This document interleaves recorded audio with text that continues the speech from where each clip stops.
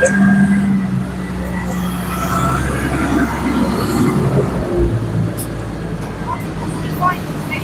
we are streaming live from the Irish Political Roundup here at Dublin City in O'Connell Street. We are indeed, Roisin, and we're here at a huge has the makings of a huge protest here today, where they're coming from all over the country to protest against the rising costs of fuel, and they're calling for the government to take serious action on the issue. And do you know what? It seems every county in Ireland, and every county is chock-a-block, and with the protest for the fuel, the energy costs, and it's just unbelievable. Especially Paul, when we don't buy our fuel from Iran. No, we don't. 90% of our fuel, Iran exports goes to China. And we do not buy our oil or import oil or trade with Iran. So this is really important. And to actually note that the Iran operation really, yes, it doesn't impact Ireland economically, but it's affecting us more than any country, because we already pay highest energy and petrol yes, and we do indeed. Yeah, you are correct there. On energy, I think we're one of the second or third highest in Europe, and even our petrol, we are paying at least 60 cent more than what we probably should, due to all the different taxes and levies that are put on fuels. But as you said, Roisin, the convoys have left from all over the country, and from the footage that we've seen on social media, it looks like in the next couple of hours there's going to be a lot of tractors and lorries here in place here in Dublin, in our capital. It certainly is, Paul, and I'm just rotating this around to give everybody a view of what is happening so far. So far, full 360. It looks like here, and there's a lot of Guardia presence up here, tractors, and I would imagine this is where the speeches will be from. Yeah, it has the look of a Roisin indeed. And there's Virgin Media here. And they're doing videos and interviews, and everybody's just gathering. Yeah. Let's take a walk up here to there is John Durnan there. He spoke at the protest the other night in the hall. Oh, in the Midlands Park Hotel. Yes. So, Paul, if you'd like to go over and maybe interview him, when he's finished talking with Richard. So it's all happening up here, and Ireland the people of Ireland are speaking, but more importantly, the farmers and the hauliers and lorry drivers are speaking and standing up for the people of Ireland and saying enough is enough. You know, we have to support our hauliers and our farmers. And if we don't support them, you know what? It affects us in every way. They have the guts, the courage, the tenacity, and the bravery to stand up to what the tyranny of what is happening here in Ireland with the fuel prices, the energy prices, and the cost of living crisis. Absolutely, Roisin. If you have no farmers or no hauliers, no farmers, no food, no hauliers, food, no deliveries. Of all types of items, not just food, but food in particular. And medicines, Paul. Yes, big time. Medicines, and so what could happen? Could Ireland be shut down? Is that the next thing? If they say, look, Ireland is rich. We have a very rich oil reserve in our coastal and our land. Why are we not utilising that? You know? Yeah, there was. It's kind of coming back to bite us now, Roisin, that we had that reserve and we pretty much gave it away. We can't drill for it. We can't.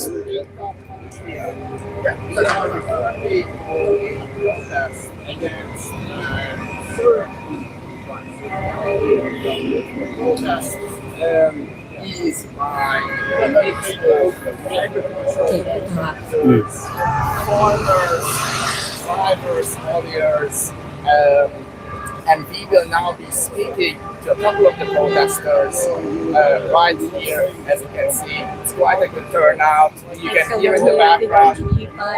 International reporter of and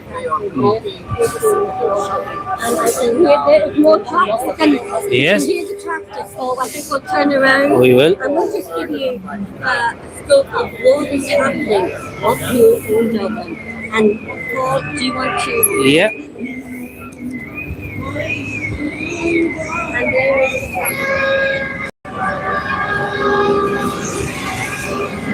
tractor, look. Yeah. Coming from all parts of the country, Roisin.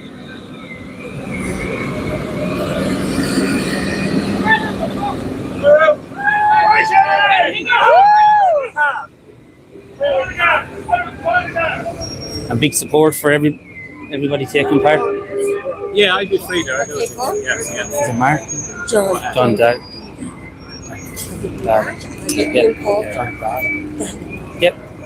And who are you with, John? No, we're here as individual Oh, right, people. yeah, Yeah, okay. yeah.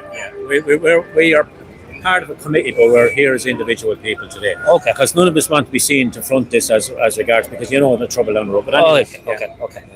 And I'm now joined by John Durnan, who's one of the members of the organising committee of the protest today. No, sorry. I prefer if you just said I'm here as one of the Yeah. individual people Yeah. with the concerns of the people. Okay. So, John, you're very welcome to the Irish political roundup. You probably had an early start this morning. Looks like you're going to have a good turnout today.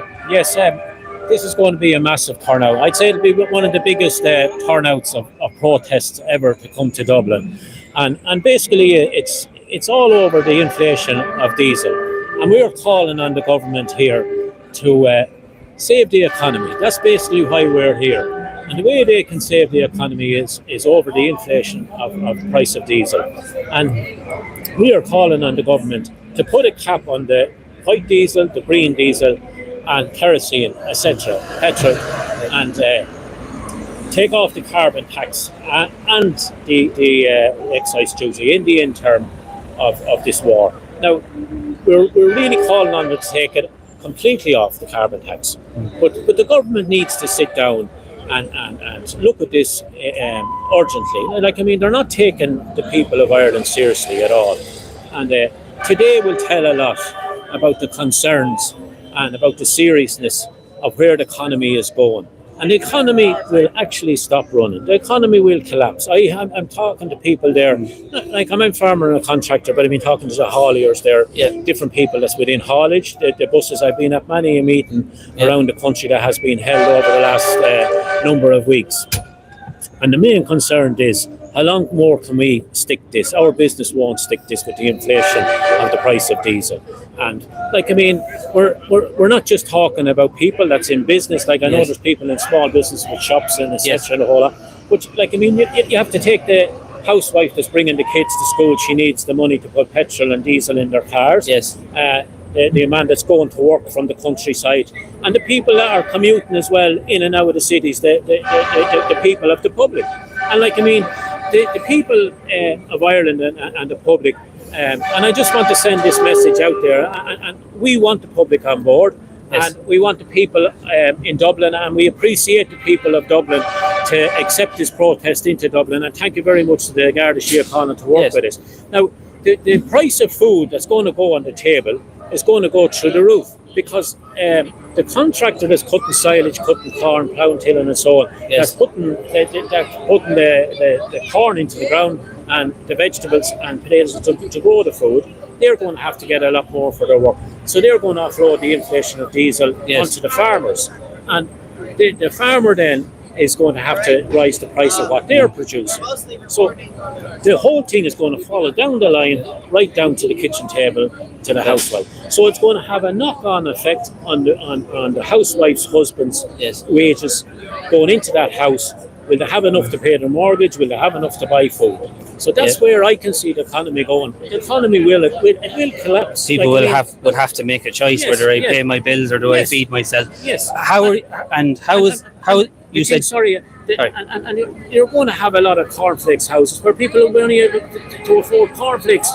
They won't be able to afford food, and like I mean, because no one knows where the inflation of the price of diesel is going. and how is this affecting you and your business right now at the moment? Well, it's hurting. We got diesel the other day. There, 5,000 litres. Yeah. Back in February, we paid 4,200 plus the VAT, and it was 8,600 for the same. It's nearly doubled. 5,000 litres of diesel. So, like I mean, where's it going to stop? Do you mean, like I mean, them charges is going to have to be brought back somewhere or another. Like I mean, so we're going to have to raise the charges of what we're doing, and like I mean, that has to be offloaded to the farmer. And like I mean, the farmer is stretched out as it is with everything the way, and like I mean, the beef prices is starting to come back from what they were last year. So that's basically where we're coming from. Like I mean, the haulage men are saying they can't stick it.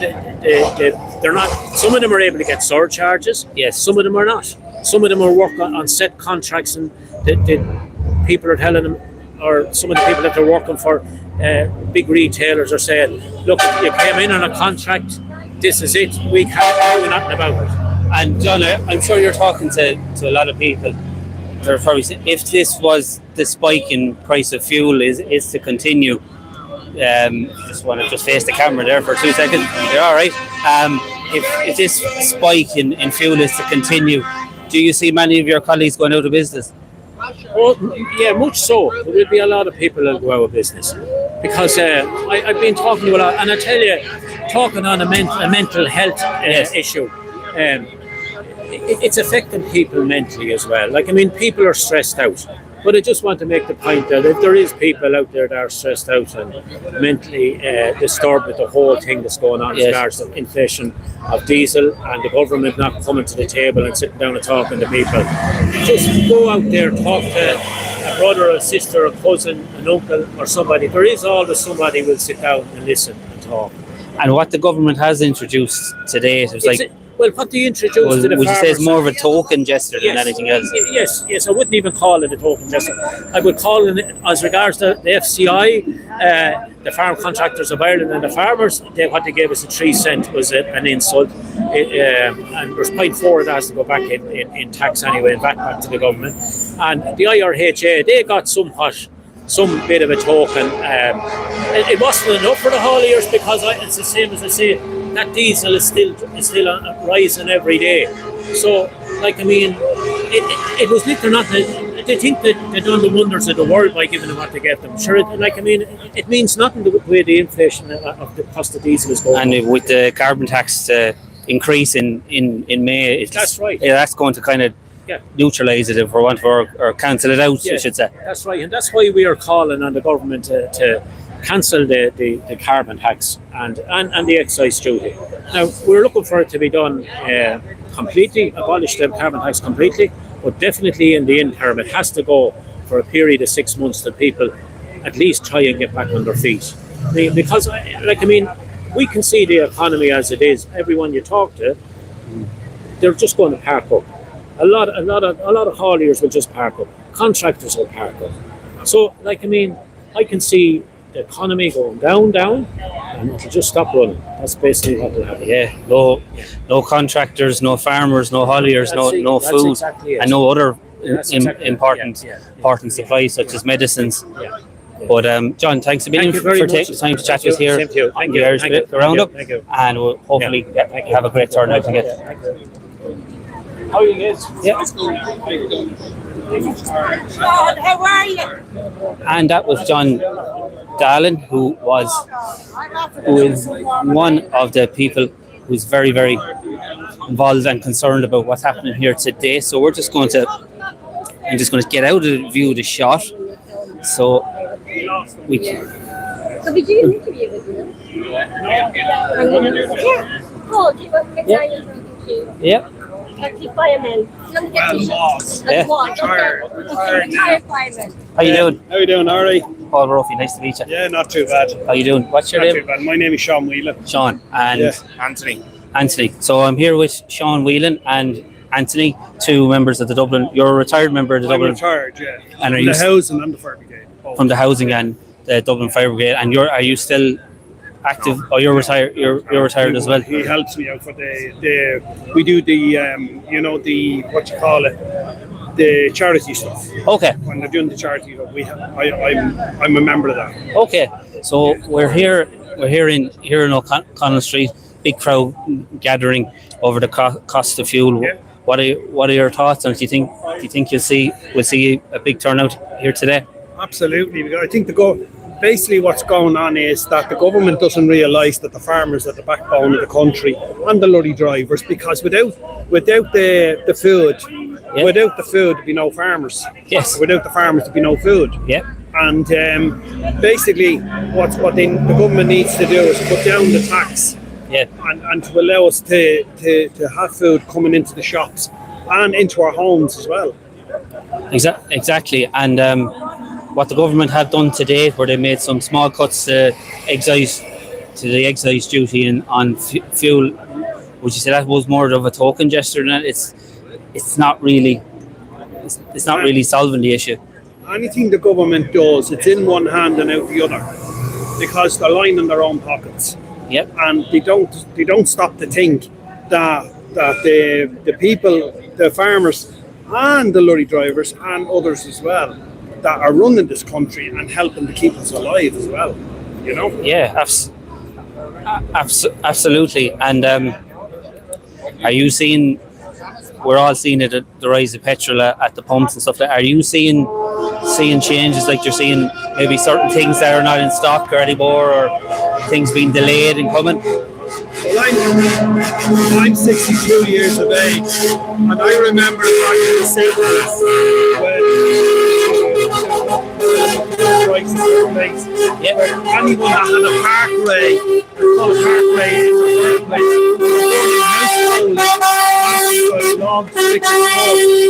keep the house warm, because they couldn't afford the home heating oil at the time, and the queues for the cars and the garages was miles long. Yeah.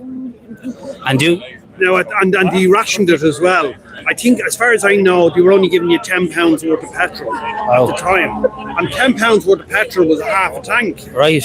Now £10 of petrol is only a couple of drops. Yeah, that's very, very true. And But €10 worth of petrol. if something is not done in the next while, Sean, do you see potentially something like that?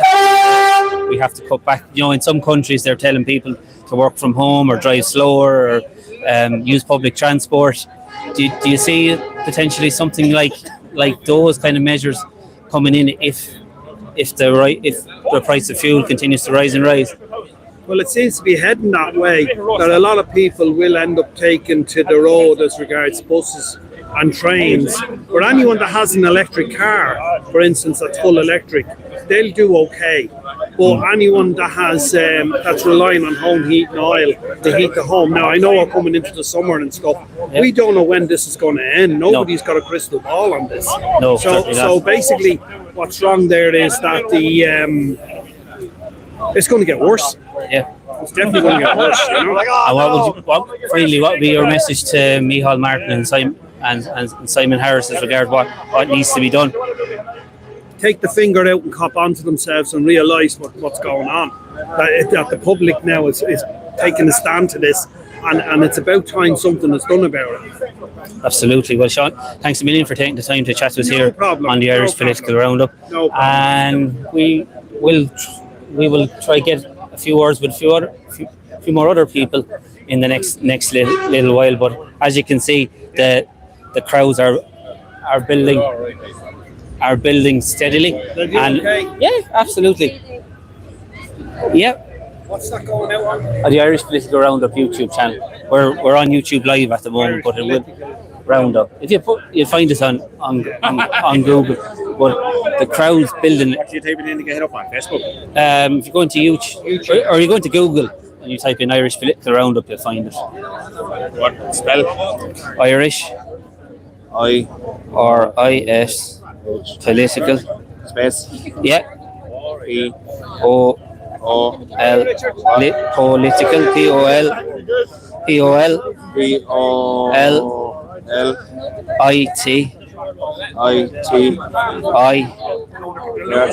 Irish Political Roundup.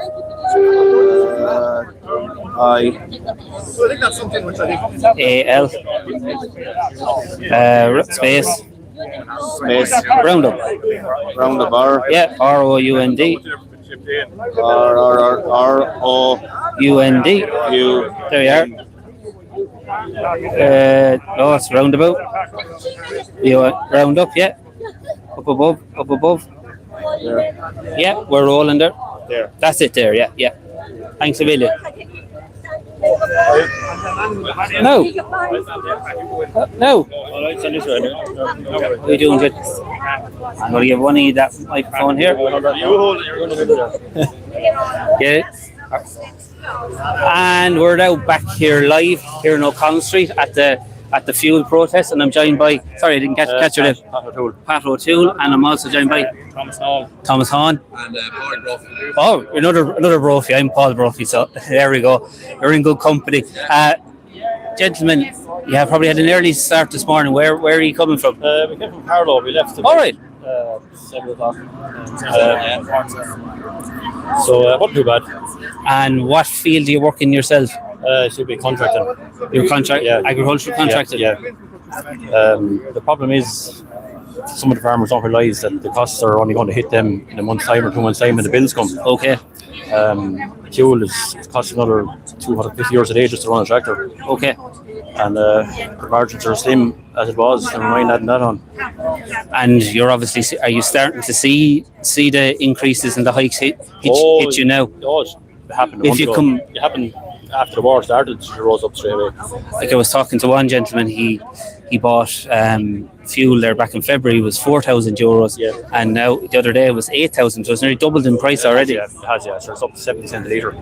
70 cents a litre. Yeah, like any big tractor doing a day's work, they'll burn 400 litres a day. 400 litres a day. Yeah, so it's nearly €300 extra.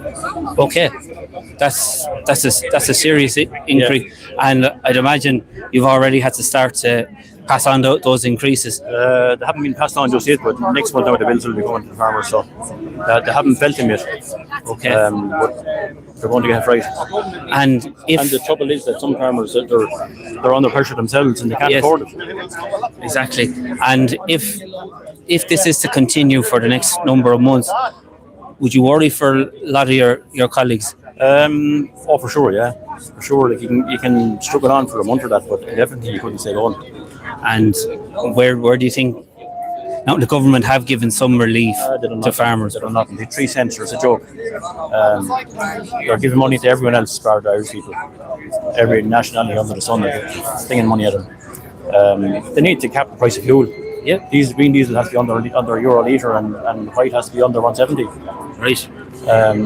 Carbon tax is a complete scam. It has to be wiped off. And they had a 3 cent cut there, but when you add the carbon tax, which is due to increase in May, it's like a case of give with one and take with the other. Oh yeah, but even before you get the carbon tax in May, because green diesel has gone up 70 cents a litre, they're actually getting 6 cents more in VAT. Okay. So they're actually getting 9 cents more in VAT, but they give us back 3 cents. Right. So they're up 6. Right. So it's the exchequer's up 6. So it's a bit of creative accounting, kind of. Of course, yeah. Kind of slight, a sleight of hand. And talking to your other colleague here who came from Carlow, you're obviously kind of younger, and you're obviously. How is this affecting kind of young people that are working in the farming industry? I suppose me and my father are in the business, and it's a bit scary for the years to come for myself. For a young lad like me trying to start off, it's not even the price the way it is now, even before this week. Very hard, and I hope it does start to change it, or it will be impossible for any young generation to get home. And it certainly can be. And do you think days like today will kind of help the public kind of get to see the picture that, you know? I think so. From people we've been talking to here already, they're very behind us for themselves and for us. Hopefully this will open the government's eyes a little bit, and maybe a change will happen. Because it's definitely no farmers, no food. Yeah, exactly. And even the price of diesel and other things is all. It's just farmers are getting more stressed now each year. It's a stress that we just don't need. And what kind of farming would you specialise in yourself? So we're a contractor, but we also dry grain.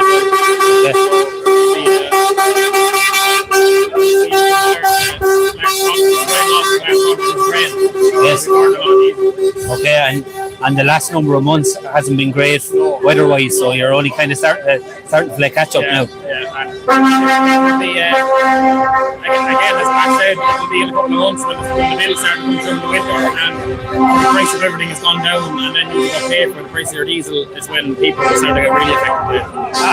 And do you see, if nothing is done, that you could see a lot of your farmer colleagues a lot of the small time farmers, even the big time farmers now, there'll be a lot of reduced farming. Stress increase will go up, and I think there'll be just more anger towards government from farmers. And what do you think the government needs to do? Oh, definitely at least take some of the carbon tax away from the green diesel especially. And all due to the war and all, there's prices that some of that can't change, but the government can do so to take a bit of money out of their own pocket and give it back to the people. Absolutely, and that's your colleague at the end. Yeah, good turnout. Yeah, plenty of noise. You came up yourself from Carlow as well. Yeah, Carlow as well. Yeah. Great turnout. Yeah, good. Yeah, starting to all pack up now. Anyways, yeah. Hope to see it all busy now. And are you working in the farm contracting? Okay. And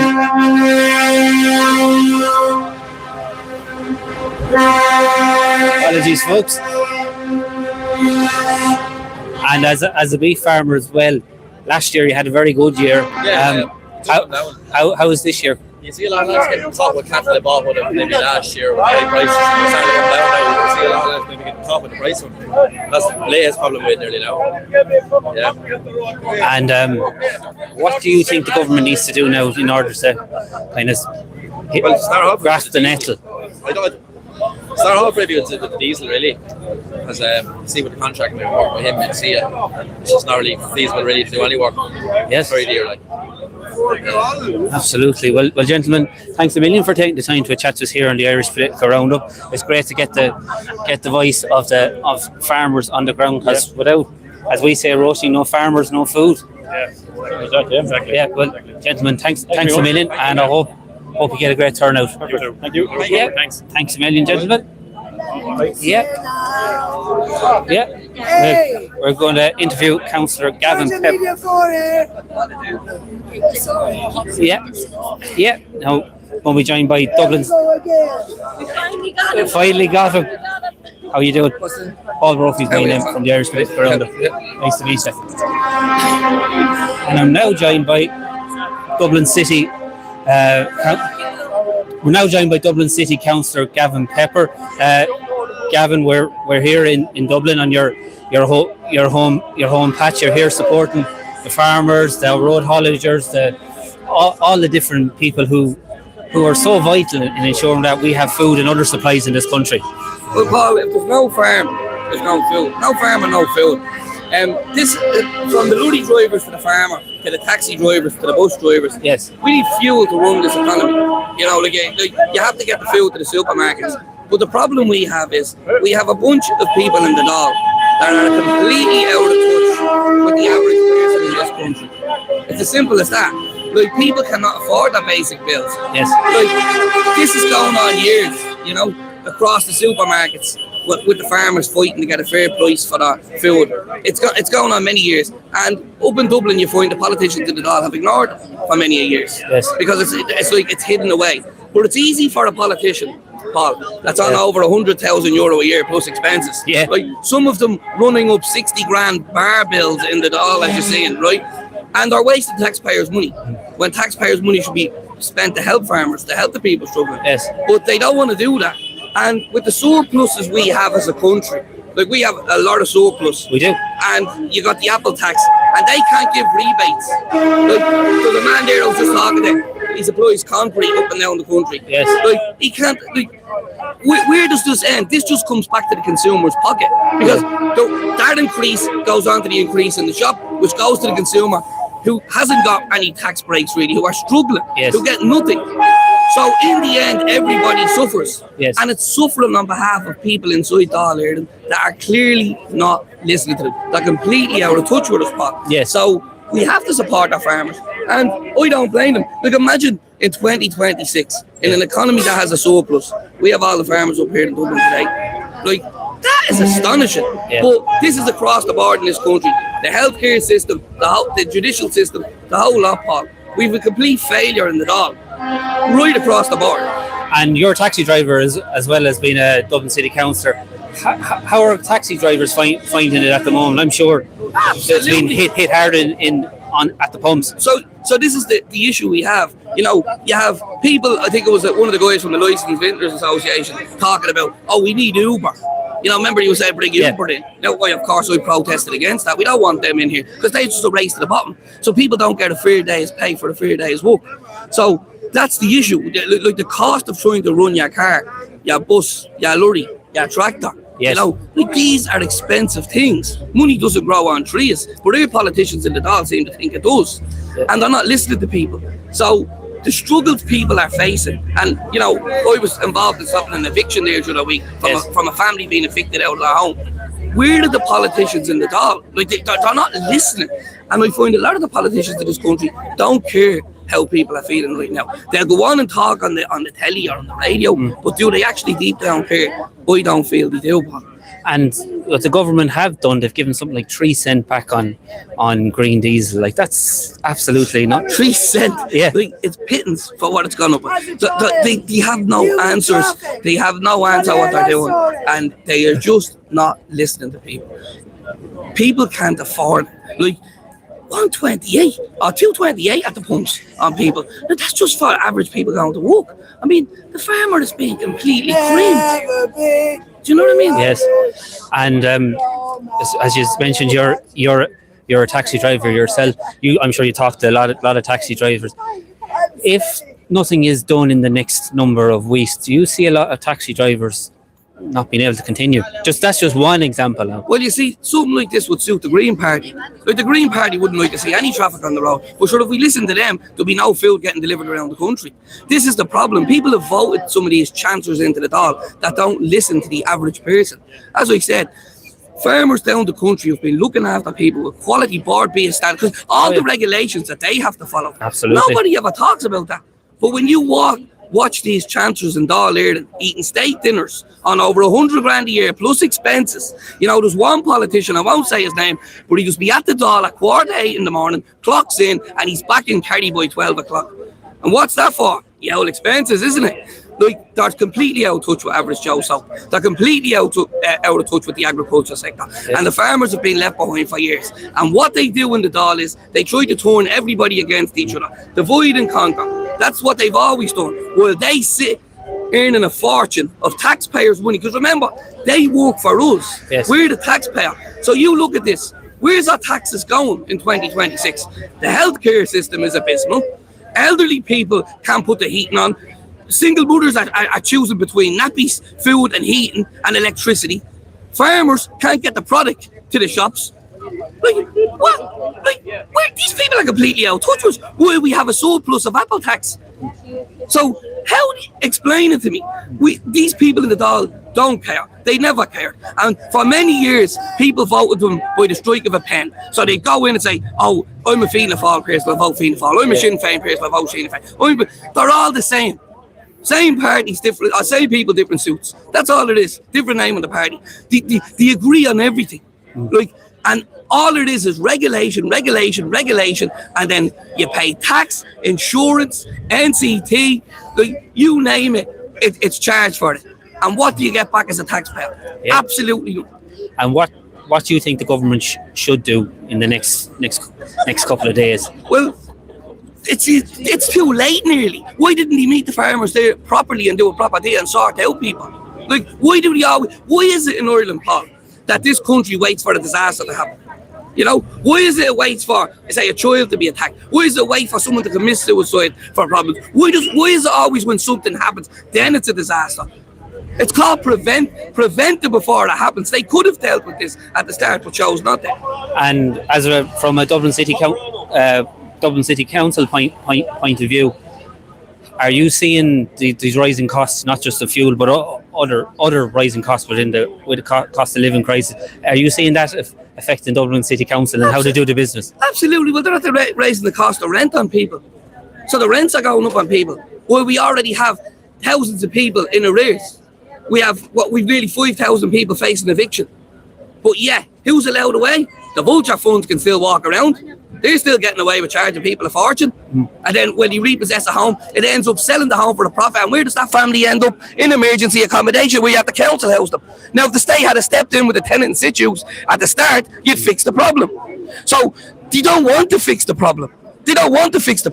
They're making money out of the problem. That's the issue. Absolutely. Well, Councillor Gavin Pepper, thanks a million for taking the time to chat to us here on the Irish Political Roundup. We've been looking to speak to you for a long time, and it's delightful to be able to do that, Roisin. And please God, we'll have you on our County Councillor Caucus very, very soon, where we get councillors from all over the country talk about issues that are impacting them. And you're always a very, very strong voice for the people on Dublin City Council. No problem. I appreciate that, Paul. Thank you. Nice, Paul. And Councillor Gavin Pepper, we wish you a very speedy recovery with your collarbone. Thanks very much. Thank you. Very welcome.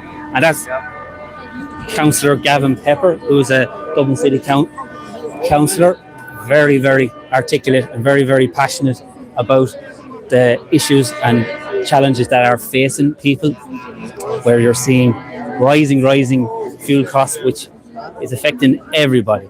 So I'm just going to get out a shot just for a little bit, so just to give our viewers an idea of what's happening. So that is what we have here at the moment. We're seeing a number of different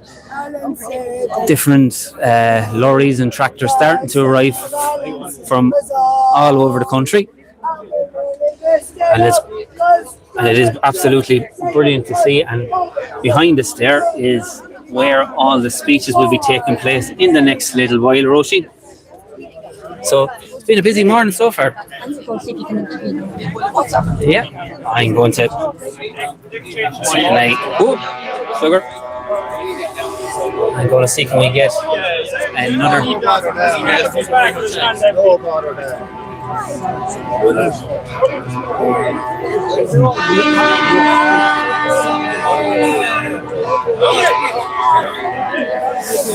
Roisin has just met a colleague from S&D Media.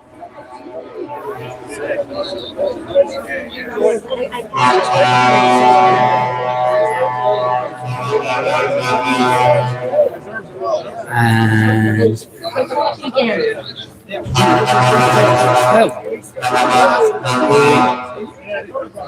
we interview. Excuse me. How you doing? Paul Brophy is my name. I'm from the Irish Political Roundup. SND Media. Yeah. Would you do an interview with us in 2 or 3 minutes? I'd be there. Yeah. But look, just stand back a bit. Yeah. I call him Paul, and he's brilliant. All right. Oh, yeah. How are you? How are you, Paul? Oh, yeah. Another Paul. Eamon, nice to meet you. How you doing? We're now joined by Eamon, who's from S&D Media, who we follow here on the Irish Political Roundup. Eamon, you're here reporting as well, like herself. Great turnout. That's fantastic, and this is only the start of it. We're the first to arrive. We were the closest coming because we were coming from the Kells kind of Meath direction, so we're definitely the first to converge on the city. But we know there's people coming from Dundalk. There's a convoy coming up from Kinnegad direction, Westmeath. There's more coming from Cork, Clare, Galway, everywhere. You know what I mean? Wexford as well, where I'm originally from. All right, so we got Yellow Belly. Yeah, Yellow Belly. Yeah, proper rebel county that. So yeah, it's poignant that it's Easter week when this is happening. You know, yes. And we're actually a sense of rebellion in the air. A sense of rebellion. It has been brewing for a long time. Yeah. Look at okay, fair enough. And it's great. It's great to see it. You know? A PR hat is always there, Roisin. Well, look, I came with the neighbour, his tractor, and we put the logo on. We've a couple of signs for the car. And it's all on your car. You have it on the bonnet of your car. we have it on the tractor. On the tractor. It's on the tractor, the front and back of the tractor now today. So yeah. And you joined the convoy this morning. Yes. Same big We crowd. met up in National And now. Yeah. you had all kinds of your contractors. You had lorry drivers. You had delivery drivers. I'm sure all types of. Yeah, there was buses, Carlin coaches there from Navan as well. The guys there, lots of haulage, lots of tractors, businesses as well, because it's the businesses that are being affected by all of this as well. So, you know, it's a huge turnout. There was probably over 100 vehicles there for a small enough area. Do you know what I mean? And even with the guys trying to cancel the haulage there last night, the last minute, still a massive turnout. You know. Yeah, and it's not easy for a haulage or a contractor just to take the day off and come up and protest. So that shows how really important this is. And like the government really need to do something radical. Yeah, 100%. Look, they're squeezing the people in absolutely every area at the moment. So, you know, this it's crunch time. You know, like we know how much they're taking off this. We're probably paying the most in Europe, I'd say, on fuel prices. So, you know, it's important to actually get out and support this. You know, absolutely, because when we look at what they did do for the farmers, they took about 3 cents off green diesel, but they're going to gain another 6 in VAT or something like that, even with the carbon tax. So it's like give it one and take the other. Absolutely, yeah. Oh, look at they're going to have to come to some agreement today. If not, you know, I don't know if the guys are going to move. You know, that kind of way. Like there's as you said earlier, there's a sense of rebellion in the air. Yeah. We're outside the historic GPO building now as well on Easter week. You know, it's happening. You know, and that's it. And do you see this the start of something bigger? Broadly speaking, yes, I do. I think it is going to be something bigger if the people get behind it, and the haulage get behind it, and the tractors. I mean, they run the country basically. Without all that, you know, say no farmers, no food. Most cliche at this stage, but yeah, it is the way it is now, and I think we're going to see something brew off the back of this. You know, there's so many areas. Everyone's fed up. Everyone's concerned, disappointed, you know, frustrated with the government and the policies that they have at the moment. So, yeah, I think it's going to be an interesting few weeks ahead. Yeah, and we were talking last night. I'm just saying is interesting. Before the last election, there was money being thrown left, right, and centre. But now, since the election, it's all we have to be prudent. We have to, you know, be careful. But before the election, there was no problems spending money on different problems. There's no problem spending the money everywhere else. That's the thing. Like, it's almost as if the government are rubbing it in our faces that we can hand over 125 million to the Ukraine 1 week, then 40 million a few months later, and we've 17,000 people homeless in the country, and our own are not getting looked after. That's a very clear, you know. It's a very poor reflection on the government that there's so much money, taxpayers' money to pay everywhere else. And we know Ukraine is only a small area in the east of that's actually being, you know, that actually is war torn. The rest of the country probably you'll fit 4 or 5 Irelands into that space. So like, Ukraine is about the size of Europe. Yeah. So it is a bit crazy that there's so much money being thrown that direction, and you know, it's. I think that's where the frustration is building in Ireland. I actually can't believe that Helen McEntee actually did that recently. You know, given the climate that's in the country, given the frustration of the people, you know, like we set up Shinadina Media as, you know, obviously we the people media, to be a voice for the people, because we've seen that, you know, there was no voice, there was not enough coverage on the ground. It's great to see yourselves doing bits as well. There's a lot of citizen journalists doing their bit out there. Grip are doing a fantastic job as well, but you know, they're more so kind of confined to the Dublin areas, and we needed more rural, we needed more the Midlands, we needed kind of to go further afield. And tell us a little bit more about S&D Media. You set it up there not that long ago. It's about 2024. So look, I had an idea to create an organisation that was for the people, so community based, on the ground as well, community engagement.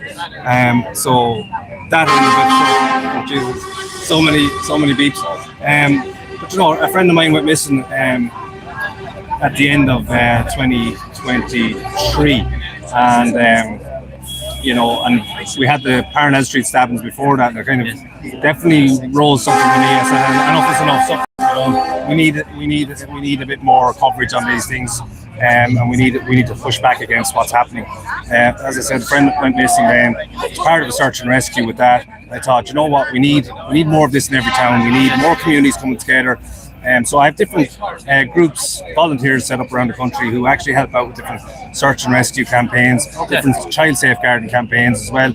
So that's ICB. So that's the ICB department, which is the Irish Community Volunteers. So we do all that. So we'll do risk assessments at maybe teenage disco, see what maybe we can do to make sure that these guys get home safe, and then we'll do that risk assessment, hand it into the local guard station, into the superintendent, and ask them to do a bit more or implement that risk assessment as well. So that's that part of it. And obviously the media then covers a broad range of things that are issues that are happening across the country. So, and if people want to find out more about S&D Media, where can they find you? Yeah, we're actually building a website at the moment, so it'll be at snd.ie, and that should be going live in the next couple of weeks. But we're on Facebook and X at S&D Media News, TikTok as well, and we're growing all the time. Our engagement is huge.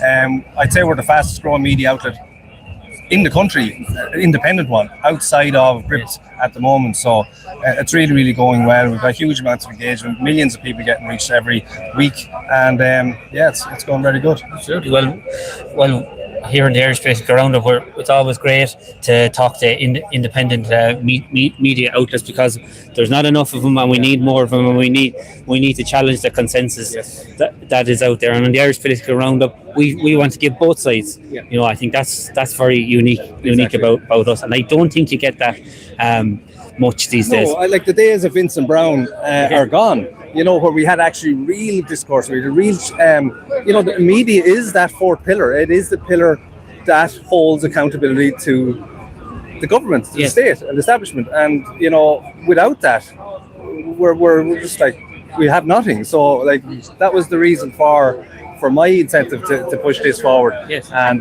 we're a year and a half on the go now, so and we're growing all the time. So we're literally getting to the next phase of this now. We're with a few big projects planned for it. So well, that's great, Eamon. So thanks a million for taking the time to chat with us here on the Irish Political Roundup. And if you want to find out more about S&D Media, you can find us on sndmedia.ie, and you're also on TikTok and Facebook. And TikTok, S&D Media News on X, S&D Media on Facebook, Twitter, TikTok, and Insta as well. Yeah, and YouTube. Yeah. Brilliant. Well, Eamon, thanks again. Appreciate that. Hope you have a good day, and I hope you get some excellent content. Thanks very much. Thank you. You're very welcome. And that was Eamon from Essen. We're keeping it rolling, Roshi. How are you doing? How you doing? Paul Brophy's my name. Eamon Corley here from the Beef Plan Movement. Beef Plan Movement. Okay. And I'm now delighted. I'm going to give you that there, Eamon. Right. So and I'm now joined by Eamon Curley, who's with the Beef Plan Movement. Eamon, you're very welcome to the Irish Political Roundup. You probably had an early start this morning, Eamon. Where were you coming from? Well, we left from Navan at 7 o'clock this morning, and it took us 4.5 hours to get to Dublin. Wow. So I suppose the reason we're here is because green diesel is actually the lifeblood of rural Ireland and of the working man. And with the high taxes that's now on green diesel, unsustainable taxes, the government is actually putting their knee into the throat of farmers and the working men, and we can no longer do our work. God. It's that serious. In 2019 and 2021, the current government signed us up to this 0 carbon neutral. Oh, by 2030, yes. By 2030, and then a total ban on the use of carbon by 2050, and it's completely unsustainable. Even if everyone tried their best, they wouldn't be able to meet these targets, and we're going to have huge fines placed on us of 20 billion euros for not meeting it. I personally think we need to change the law, and I also think we need to renegotiate with Europe, because there's no point in taxing the working man in this country out of existence for something that people signed up to. There was no referendum on this. No referendum. Those politicians took that decision for the people of Ireland, and it is going to, the sooner we get a new government in, and the sooner we put in new legislation to get us out of that agreement and renegotiate with Europe, the better, because that is unworkable. And it's now coming to bear that it's putting the farmer or the builder no longer uses a shovel. They use a machine to do the work of what used to be 100 men. Yes. And the government don't realise that. So what they're actually going to do is they're going to bring the country to a standstill. And short-term measures, the government did take 3 cents off. Yes, off the price of I'll explain that. Which is an absolute pittance. I'll explain that 3 cents to you. The price of green diesel rose 70 cents since the start of the war. The tax, VAT of 13.5% on that 70 cent per litre comes to 9.5 cents a litre. So they actually profited to the tune of 6.5 cents. They stuck 6.5 cents of the extra tax in their back pocket, and they threw 3 cents at farmers, and they think we should be happy with that. They must think we're fools. It's kind of give with one and take the other, and with the carbon tax increase in May, that's probably going to wipe out anything that they gave. They're actually profiteering on the hardship that the working man is doing now, and if they think that farmers, builders, and everyone that depends on green diesel is going to be happy with that, they're way out of tune of what's happening in this country. And realistically, what should the government do? Well, I think there's a very good case for scrapping all tax on the likes of green diesel, certainly during the wartime situation. When you think of it, there's fewer and fewer manual workers now, and they've no alternative but to use diesel. Yes. And if you tax them and stop them from working, you're actually going to do the country harm. Yeah. It's a false economy. And I don't know how long it'll take the government to realise that, but the sooner they realise that, the sooner this country will start moving again. And you're a beef farmer Yes. yourself.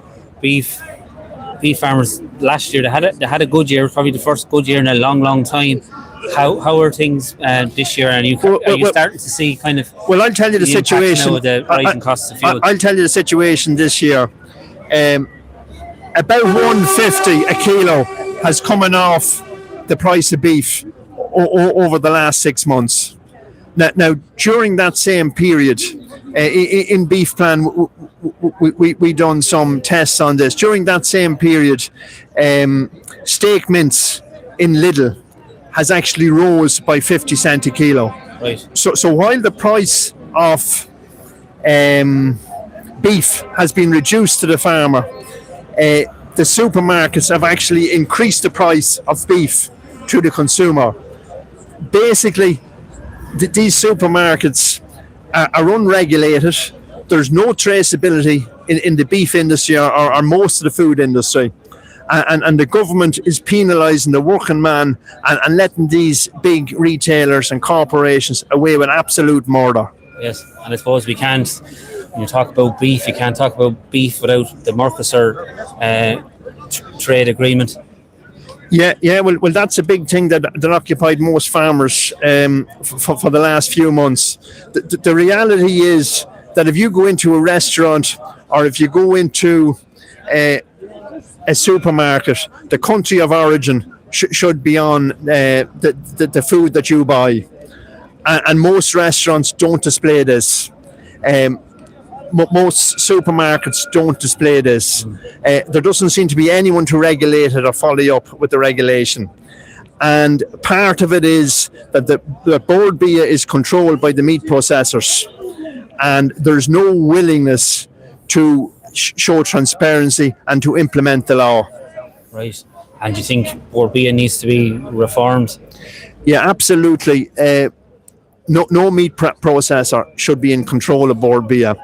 And a simple basic requirement of the food of origin being put up in every restaurant and every retailer has to be strictly enforced so that people know what they're eating. Exactly, and back to today, Eamon. There's a big crowd here. It's building. There's probably more coming on the way. Do you think this is the start of something bigger if the government do not do something meaningful to bring down the cost of fuel, not just for farmers but for people across the board? I think there has to be a build-up of pressure, and I don't think it'll be solved in one day. Farmers and workers have to keep putting on pressure to make the government see that this is not going to be acceptable and is actually going to ruin the country.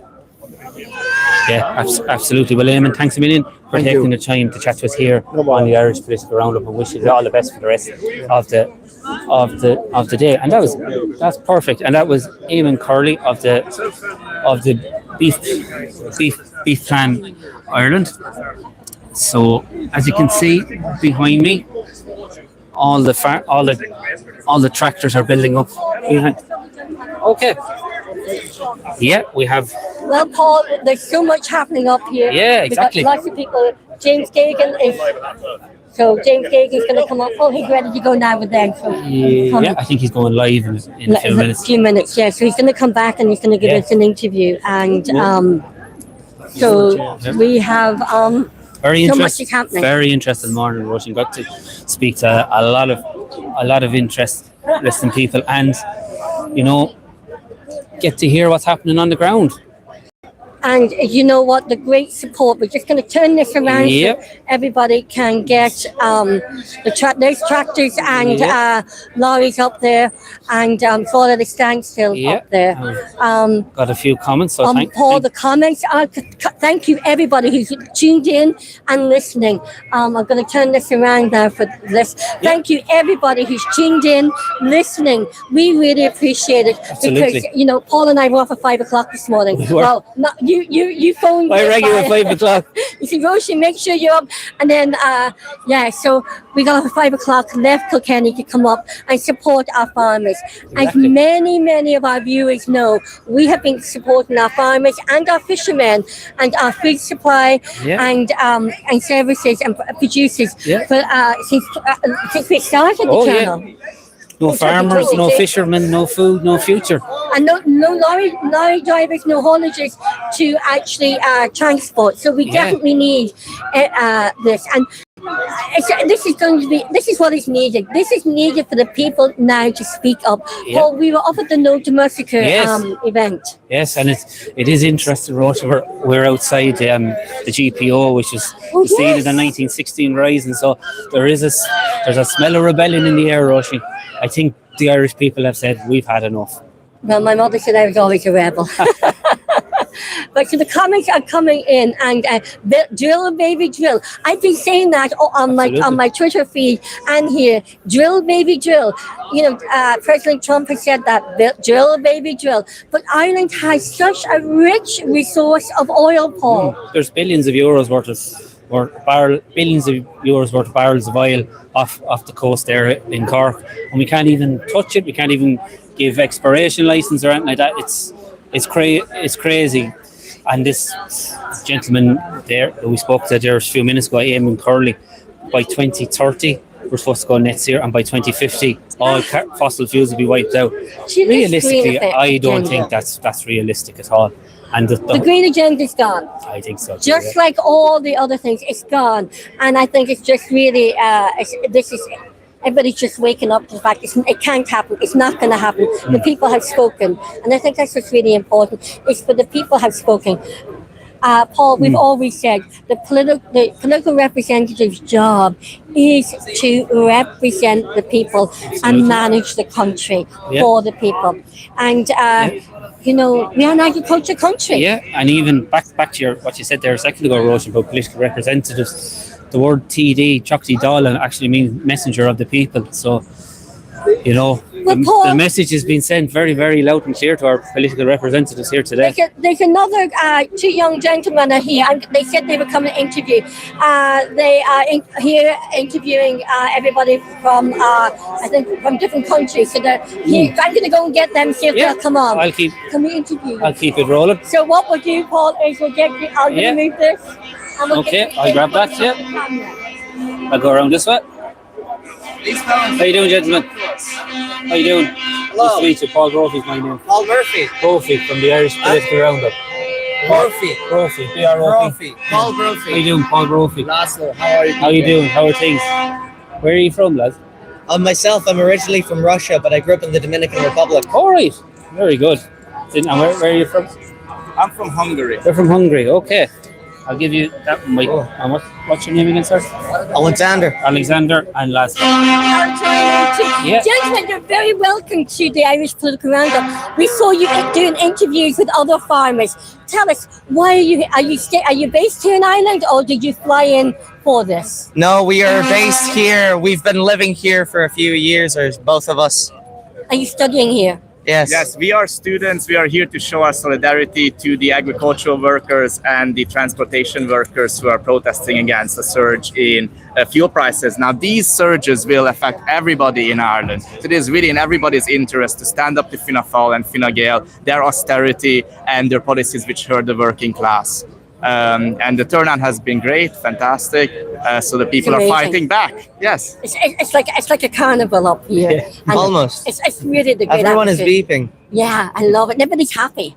Yes. You know, supporting one another. And there's more to come. There's more to come. Absolutely. So you're studying. Where are you studying? I study at Trinity College Dublin. Oh, just down the road. I study at TU Dublin. Oh, very good. What are you studying, gentlemen? I study medicinal chemistry. Oh, very interesting.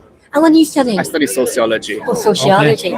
So, guys, tell us, do you have a YouTube channel? Do you have a I channel? don't think it's very well maintained. It's mostly on the other sites that we publish. We also do have a YouTube website. channel, but we have TikTok, Instagram, Facebook. It's called Ain't Talk Media, and what we do is we report on protests. We basically just hear the voices of working class people, and we ask them what their issues are, why they're protesting, and all that. So. We also have a website where we write down more thought-out political analysis. Okay. We're not affiliated with any party or other organization as such. We try to keep a very open editorial line. You see, that's what we need. We need a balanced point of view. We need that where it's not politically biased or anything else. It's just thinking critically and finding solutions and unraveling problems and seeing what are the problems, what are the solutions. Well, I don't think it's possible to be politically unbiased, but it's possible to wear your bias on your sleeve, be upfront about it, so people understand what they're getting into if they're talking to you. Good point. You know, I think we here at the Irish Political Roundup, we give everybody a voice. So there's a balance, because we were both on radio. I left radio in 2022 because it wasn't. You could not have a two-sided conversation or balanced panel. It was just 4-4-4. You want all the balance is gone. Yes, that's very interesting, because we want to do something similar with Ain't Talk Media. Like, for instance, look at mainstream Irish newspapers. They are captured by people from Fianna Fáil and Fine Gael. There is such an influence of the state and of these political parties that sometimes you don't get to hear the voices of the working class in those papers. Hegemony in the media. Who controls the media controls the narrative. Yes. The major political papers very often, if they cover protests, a lot of who they talk with will not be protesters. It'll be the cops. If you read RT, if you read Irish Times, very frequently they will be talking with guards about how a protest went through rather than the protesters. And how many people turned up. Yes, or even they talk with politicians and elected representatives, but not the people themselves. Yes. And that's what's important, is the people. You know, it's the people's voices. The people know what exactly the issues are. People know what they need and what they want, and what they need to actually to live every day, and what the challenges are. Gentlemen, from what you're seeing today, what do you think the government needs to do in order to address this crisis that's unfolding? Well, in the first place, there's the protesters' immediate economic demands, such as a price ceiling for the fuel, dealing with the carbon tax. The issue with the carbon tax is it places the pain of climate change upon the poor working class, which are already the ones that are suffering from climate change the most. It's the systemic factors and the rich that are responsible for climate change. They should be paying for it. Additionally, the war in Iran is affecting fuel prices due to complications in shipping. This is also going to go further down the road and increasing fertilizer prices and such. 2 years down the line, perhaps that's going to result in pricier meats, because the calves and sheep that are reared right now, they're going to be pricier to rear. Thus, the Irish government should stop bending over backwards for the Americans in the long term. That would help in the immediate term. Ceilings for fuel prices. And this ties into the concept of sovereignty. This Irish government has sold the sovereignty of the Irish people to foreign imperialist interests, the European Union, the Americans, British, and Israel. Specifically, the European Union incurs a great loss of sovereignty to our country, where the Irish people are not free to manage their affairs. I don't think we were ever free. I don't think we were ever free. I don't think we ever had sovereignty away from the British Crown in the after the. You'd say the revolution's unfinished then. I don't think we ever had sovereignty. I don't think there ever was a republic. That's my personal view. But interesting you brought up Iran. I grew up in the Middle East and Africa. My father used to work for the oil industry, Angola, the North Sea. The North Sea and in Nigeria, Angola, Nigeria, North Sea. But Ireland does not, we were talking off air a little while ago, Ireland does not trade with Iran. So, and the 90% of the oil that comes out of Iran goes to China. But you brought up, yes, that China makes all our products and we import them. Yes, in our previous conversation. Yeah. And we also, you really think about it too, that we purchase our oil from Norway. This is true. However, oil prices will be, as far as I'm aware, not dependent on any specific source. It'll be overall the average price. If prices from competing sources will increase, then Norway will increase its prices as well.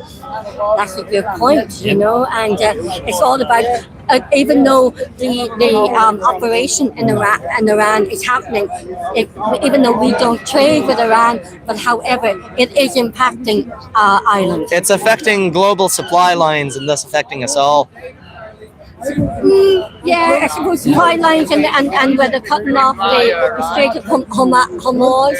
Precisely. So, yeah, but you know what? I lived in Saudi Arabia back then. I was the time of the Iran war started, because the Iran war has been going on for 47 years. It's not a new war. And then when I was living there, I used to go to the Aramco city in Dhahran and regularly. I lived in Riyadh, and then I lived in Yambu, and the pipeline is going right across into Yambu in the Red Sea, and that is pumping to full capacity. So there isn't an oil shortage. It's just a supply issue that is being created, maybe artificially, so we all have an energy crisis as well. And Ireland puts up the tax rate on the carbon tax on Ireland. We're the highest, I think, in the world. And if we could actually utilise the oil resource that we have off our coast and actually drill for Roisin, you know, we wouldn't be in this pickle. So in the long term as well, I suppose, continuing the transition to renewable energy will decrease demand and thus also lower prices for those that do indeed need to use fossil fuels regularly, such as the truckers. Unfortunately, the infrastructure just isn't here yet for electric trucks to become very prevalent in Ireland. They will rely on fossil fuels for a while. I don't think electric trucks or the electric cars, nobody wants the electric cars. It's not feasible in Ireland. And the electric cars still run off fuel fuel.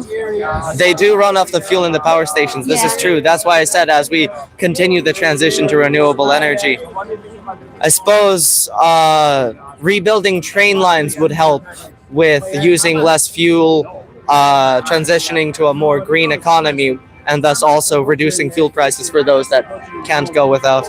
Well, we'll have to wait and see the green agenda. Will it last? Will it survive? I think that's only time will tell. I suppose so. Okay. But we'd love to follow your channel anyway and maybe talk to you again sometime. Talk to you again then. It's great having you. Thank you so much for joining the Irish Political Roundup. Thank you. Thank you. And that was a really interesting conversation. It was indeed, Roshi. It sure was. So, and there's more tractors coming up down the road there. And there seems to be a massive an interview going on behind us. Something is happening. Let's stand back and let's just start getting in a bigger picture and show the people what is happening. Plenty of comments coming through as well. So thank you everybody for. But Paul, I don't know how to do it. Do you know how to do it? What are we trying to do? See the comments so we can talk about the comments. Is that it? No. Yeah, there you are. Oh, shit. I lost it. But it hasn't even begun here. Yes. Come see that gentleman. And it's there's more tractors there, and I think there's more coming up. There's more coming up O'Connell Street, up there. So it's so much is happening here, and it's just give you a rounded view, and excuse there's tractors up there and lorries there, and they are just blocking off O'Connell Street.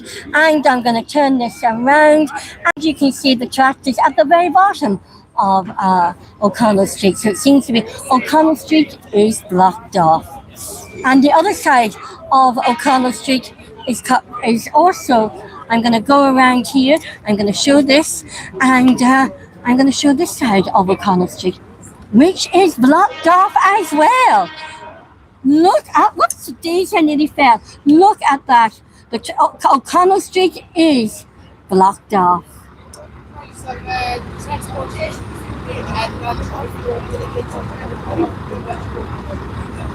Look at that. A sea of lorries, the transport industry of Ireland, standing up for the people of Ireland, against the hikes and the high fuel prices. And I see Paul is coming over now. We could maybe get you with this backdrop here, Paul. Yeah. Oh my God! Just watch your step there. Hide yourself.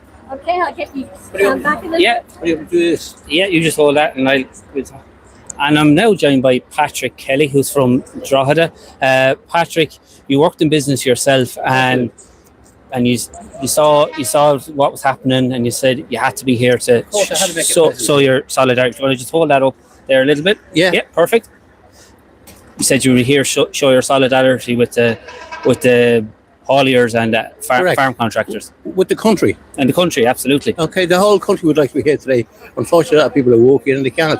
Yeah. But I'm sure they would if they could be here, right? Exactly. And from what you're seeing and what you're hearing from talking to people here today, what does the government need to do to really kind of deal with this issue?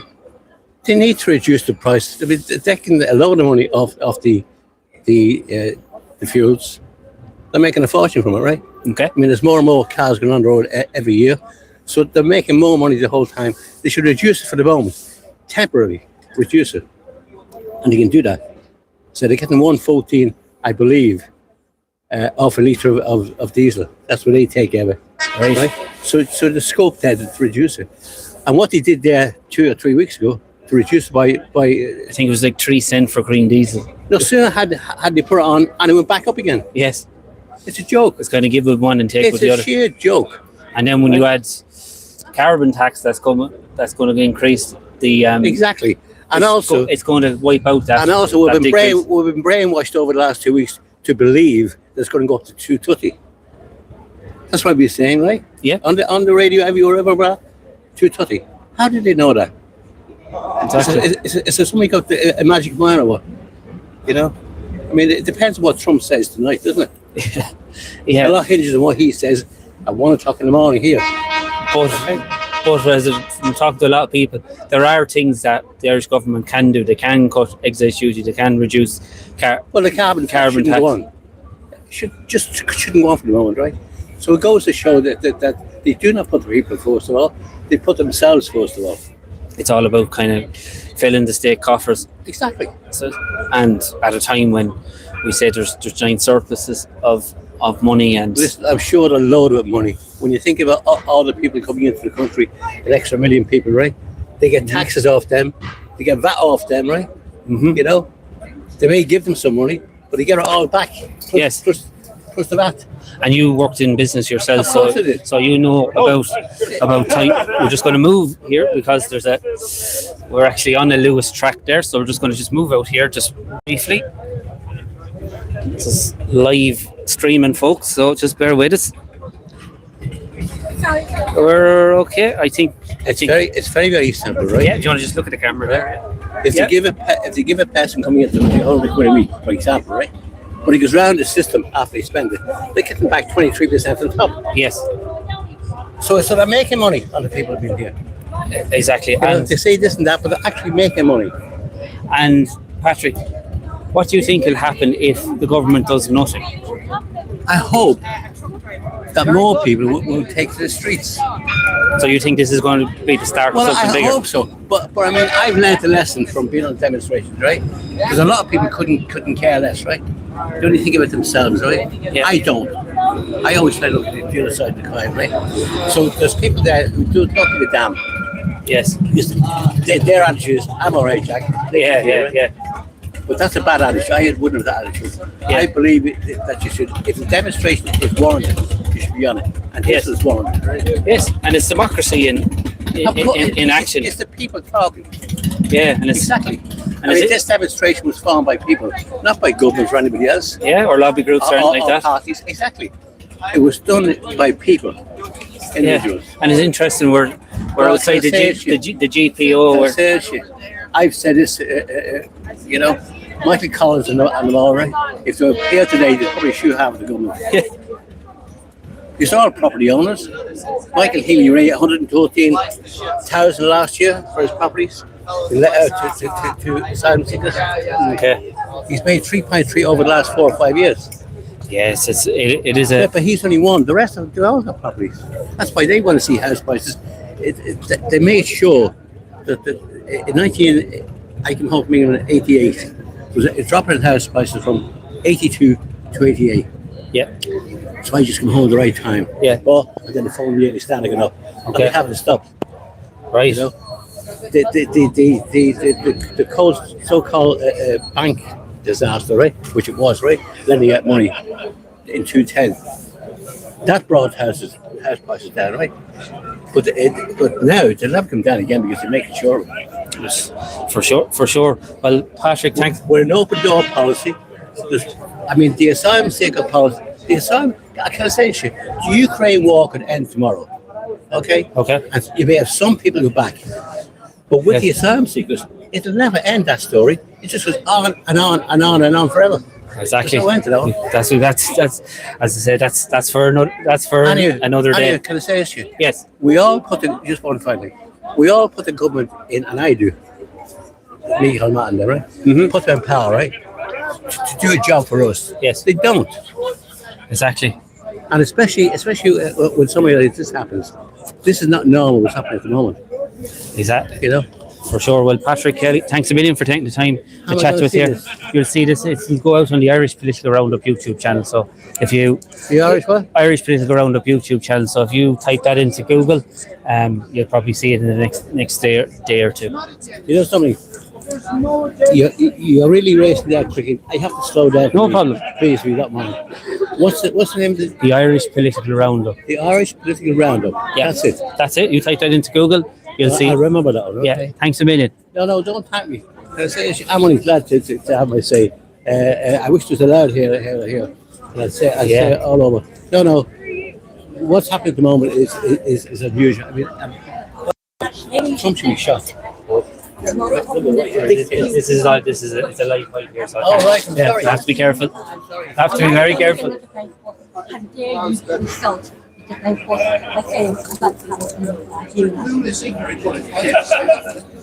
Yep. Guy over there, Yeah. the lead, he Oh, Christopher Duffy, is it? How you doing? How you doing? Good. How you doing, Paul Brophy? I'm the Irish around my colleague Roisin over there. You're Christopher, aren't you? Christopher, yeah. You're one of the main. Yeah, don't call me an organizer. You're well. Yeah, I'm one of the people. Yeah. Involved. Yeah. Yeah. As paddle to bean it's an organic thing, you know. Yeah. Yes.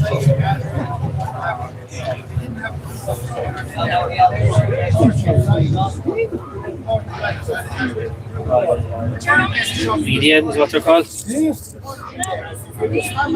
Turn this off for a moment.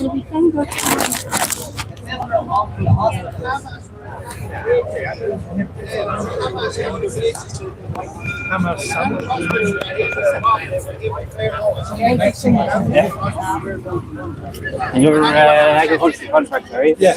Yeah. we get a different angle here. Yeah. I'll give you that, Christopher. Christopher Duffy, yeah. And we're back here live at the fuel protest here in O'Connell Street here in Dublin, and I'm joined by Christopher Duffy. He's an agricultural contractor. What part of the country are you from? I'm from Navan in County Meath, so I haven't too far to travel, thank God. You were with the convoy left around 7, was it? We didn't pull out till about 8 o'clock. We came up the M3, so we did. And what was the traffic? What was it like? Well, sure, I don't know. There was no one in front of me. Everyone was behind me. That's good. But look, we done this right. We done it the right way. We talked, we liaised with the guards. We got permission. It was very obvious by the response I got from the guards that they're hurting too, because they really facilitated us, and they know we're peaceful protesters.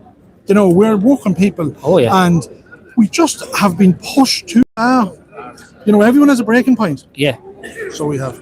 And you're an agricultural contractor, so green diesel is the lifeblood of your work. And recently, the government cut it by, was it 3 cents? 3 cents, but I think they go up 3 cents the day before and went up another 3 or 4 the next day. It was never going to be anything. It was an insult. It was discrimination against us. Yes. That's the way I put it. Like, and then we have that carbon tax, and them machines there on trucks and everything like that. There's no alternative. Like the government went and bought electric buses. How successful was that for them?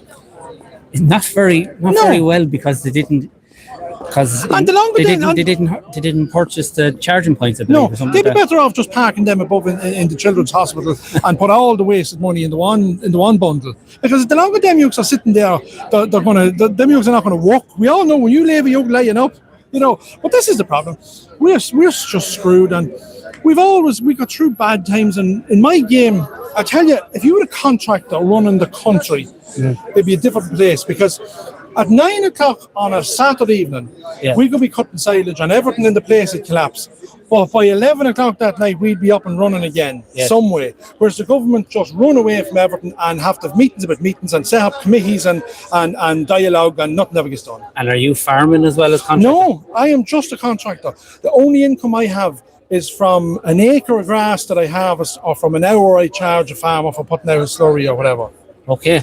You know, no grants, no single farm payments, nothing. That's what bothers me when people see all this equipment. They say, "Oh, look at them." Well, I can tell you, every bit of machinery I have to pay 100% for it. Right. And how long are you contracted? This is my 29th year. This is my 29th year contracting.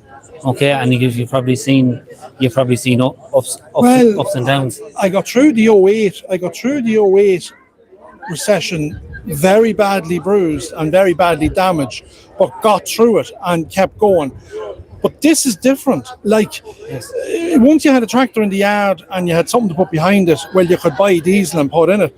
Yes. Now we're in the position where we're losing money by working. We have two options. We go out to work and we lose money, or we park up and we don't lose money, but then there's nothing coming in. This has to be sorted, and the government cannot ignore this.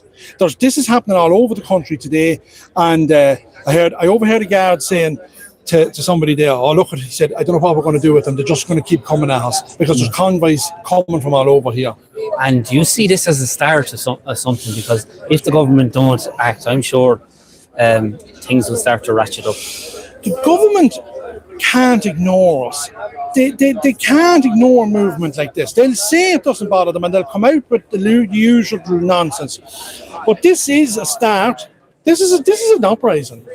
And you know, the government have to realise you can push the people so far, you know, and then they just say no, and we're saying no. The government, this is our street. Yes. This is our street. Leinster House is our building. Yeah. Everything you see is every public building belongs to us. Every public street belongs to us. And the government are only passing through Leinster House, but we will be still here. And what do you think the government needs to do in order to grasp this fully? They need to stop talking nonsense and take the duty and scrap that carbon tax altogether. Altogether, it has to go. There's no alternative. And they need to bring agricultural diesel back to no more than €1, and white diesel can't go over 170, or they are facilitating a massive economic recession in this country. And I'm sure you're talking to a lot of contractors and a lot of drivers and a lot of here today. Are you sensing that, you know, if something isn't done, do you think there's a lot of people that are just going to, you know, go out of business? Well, there's buses that won't be collecting children next Monday when they go back after the school holidays. Like, imagine the government in a situation like this, where they have contracts out with their with the private bus companies. Yes. They know that the bus company is now paying 50% more for their fuel, and the bus company is saying we need another few pound, and the government is just saying no, you signed a contract. Yes. Like, nobody would do that. Do you know, like, anyone, like, that's ruthless is what you call that. And our government shouldn't be ruthless. Our government should be understanding, and they should know how an economy works. And I do believe we need more business people in government, people that know what it is to have to pay the bills, to have to do whatever it takes, that can beg, borrow and steal to look after the people around them. And maybe stop stepping over the Irish people and running with all our money all over the world. Yeah, and as I said, you're an agricultural contractor. Are you seeing now that you have to pass on the rising costs now to your? See, this is where the problem lies. Our customers are getting less for their product than they were this time last year. Yeah, they're getting less for their milk, less for their beef. The grain is I think it might have took a bit of a lift, and the potatoes down our way are just there's no sale on them. And the government make people believe this, that when a farmer, right, food inflation, they say that the cost is going up, so food is going up. So the ordinary person thinks that the food has gone up on the shelf, so the farmers get more for it. Yes. The farmer's a price taker. The farmer doesn't invoice the person. They tell him what they're giving them. Him or her, I don't want to insult anyone. But, so, like, how can we pass on? We have to pass it on, but they won't be in a position to pay it. Yes. So we run the risk of doing all this work, and in our game, like, cut silage and things like that, you can do over 20 grand's worth of work for a farmer in one day. Yeah. So straight away, in one day, somebody can owe you 20,000. Wow. And it could be a month later you realise they're not in a position to pay you. And I'm not insulting any farmers with this, but farmers know this is coming. You know, and we're looking into a black hole, in my view. So the bottom line is the government, they need to cut the carbon tax. They need to bring down the price of green diesel. They need to get real and save the economy, because if they don't, my business, all these other people's businesses, farms, and when we're not making any money, we can't buy anything, we can't maintain anything, so there's no money being spent in the economy, and all of a sudden then you have loads of unemployment, and where is the money going to come from? So that's very, very true. Yeah. Well, Christopher, thanks a million for taking the time to chat to us here on the Irish Political Round. It's been a brilliant turnout so far. It's huge. And it's only going to get bigger. Oh no, that's still coming from all angles. Yeah. And all around the country too. Absolutely. Fair play to everybody. Absolutely. No bother. Thanks a million. Duffy, thank you very much. And that was Christopher Duffy. And I think we might have some more people lined up. Yeah. Yeah, I'm going to keep. That was Christopher Duffy, who's came from Navan. He's a farm contractor, and it just goes to show, folks, the important role that farm contractors play in the whole food production process. Because without those farm contractors, farmers can't get their products out. The main organizer. Okay, and I'll just give you that. Oh, sorry, what's your name? James Gagan. James Gagan. Nice to meet you, Paul Goffin. And Roisin is keeping the show rolling, and we're joined by James Gagan, who's one of the main organisers. James, you must be absolutely delighted with the tournament so far, and there's more to come. Very, very proud. This only started a week ago. We're on a TikTok live, and somebody said we're going to have to do something about the price of fuel. Yes. Because we literally can't keep the business going. Yes. So we decided, look, we did dialogue last week with government. They didn't listen, didn't give us anything. So we just pulled the trigger and we said, right, Tuesday we're heading for Dublin, and we're heading for every major town and city in Ireland. So we currently have 28 towns locked down around the country. And the way the support came in was just unbelievable. We did very little to get the support to get it going. Men just came on board, set up WhatsApp groups and said, look, guys, we're going out of business, so we're going to try and save our business. And we're not actually looking for handouts for government. We're looking for the government to reduce the price of fuel to keep businesses open. And if the businesses close, like we're in the farming game, my own personal fuel bill this year is going up €70,000. 70,000 euros? Now, I could be able to pass some of it on to my customers, but they won't be able to pay it. And are you a contractor? I'm an agricultural contractor and plant hire, yeah. Okay. So you're very much. So basically, I have new machines on order, and if the price of fuel doesn't come down, I'm going to have to cancel new machines. Wow. And that's going to hit the economy. It's all about the economy, about keeping money in the system. Yes. And the fuel price is taking so much money out of the system that there's no money to run the economy. Okay. And what the government are going to end up doing is they're going to end up with, like, the building game is over. Building games, sites are closing down every day now. There's diggers sent home for Easter and told not to come back. Now, I know where diggers are not digging out foundations this week that were supposed to start. If you don't dig a foundation for a house, then there's no concrete required. Then there's no blockers required. Then there's no materials required, and there's no labour required. Next thing, them men are on the dole. So what we're trying to do is get the government to see sense, reduce the price of fuel, bring green diesel down to 90 cent plus VAT and white diesel to 140 plus VAT, and then we know where we can go. Spain have done it. Spain have reduced the white diesel. Maximum in Spain this week is 170, while we're up at 220. So like 50 cent a litre, and that 50 cent is what's going to close down our economy, and the government can't see it. So they have a choice: either reduce the fuel, keep the people working, or put everyone on the dole and pay them the dole. And if the government don't do anything, do you see more of these protests? Oh, I can see, yeah, because we've no choice. We're going out of business. Like, there's a big agri contractor in Cork, and their fuel bill last week for the week was up over €12,000 on the same week last year. Sowing corn and spread the story last week. Wow. An increase of 12,000. Like the government must think we have these 10 or 12,000 in our back pockets to spare. We don't have. We are carrying a bit of a reserve. The reserve is running out. Once the reserve goes out, yes, we all know when you put that you go tap that card and the card doesn't tap, you're in serious trouble. Yeah. And that's what's going to happen here. Exactly. And if we increase the price of everything, inflation is going through the roof. So the consumer's being hit. And you take the average person with a car and the fuel bill's up 30, 40 euro a week driving to work. Yes. That's 30, 40 euro that they don't have even to go out for a pint at the weekend or go to the restaurant and put the money back in the economy. Yes. So the restaurants are going to close. The pubs are going to be hit. Like, everyone's going to be just so hit. And the government can't see it because the government don't have business people running the country. And that's the problem here. And what you got recently was a 3 cent back on green 3 cent on green diesel. It went up 10 cent the next day, you know. So he's give up one and take the other. Actually, an awful lot of farmers are not actually registered for VAT, so don't claim back the VAT. Oh, right. Now, the VAT on green diesel in say January was working out around 10 cent a litre. Okay.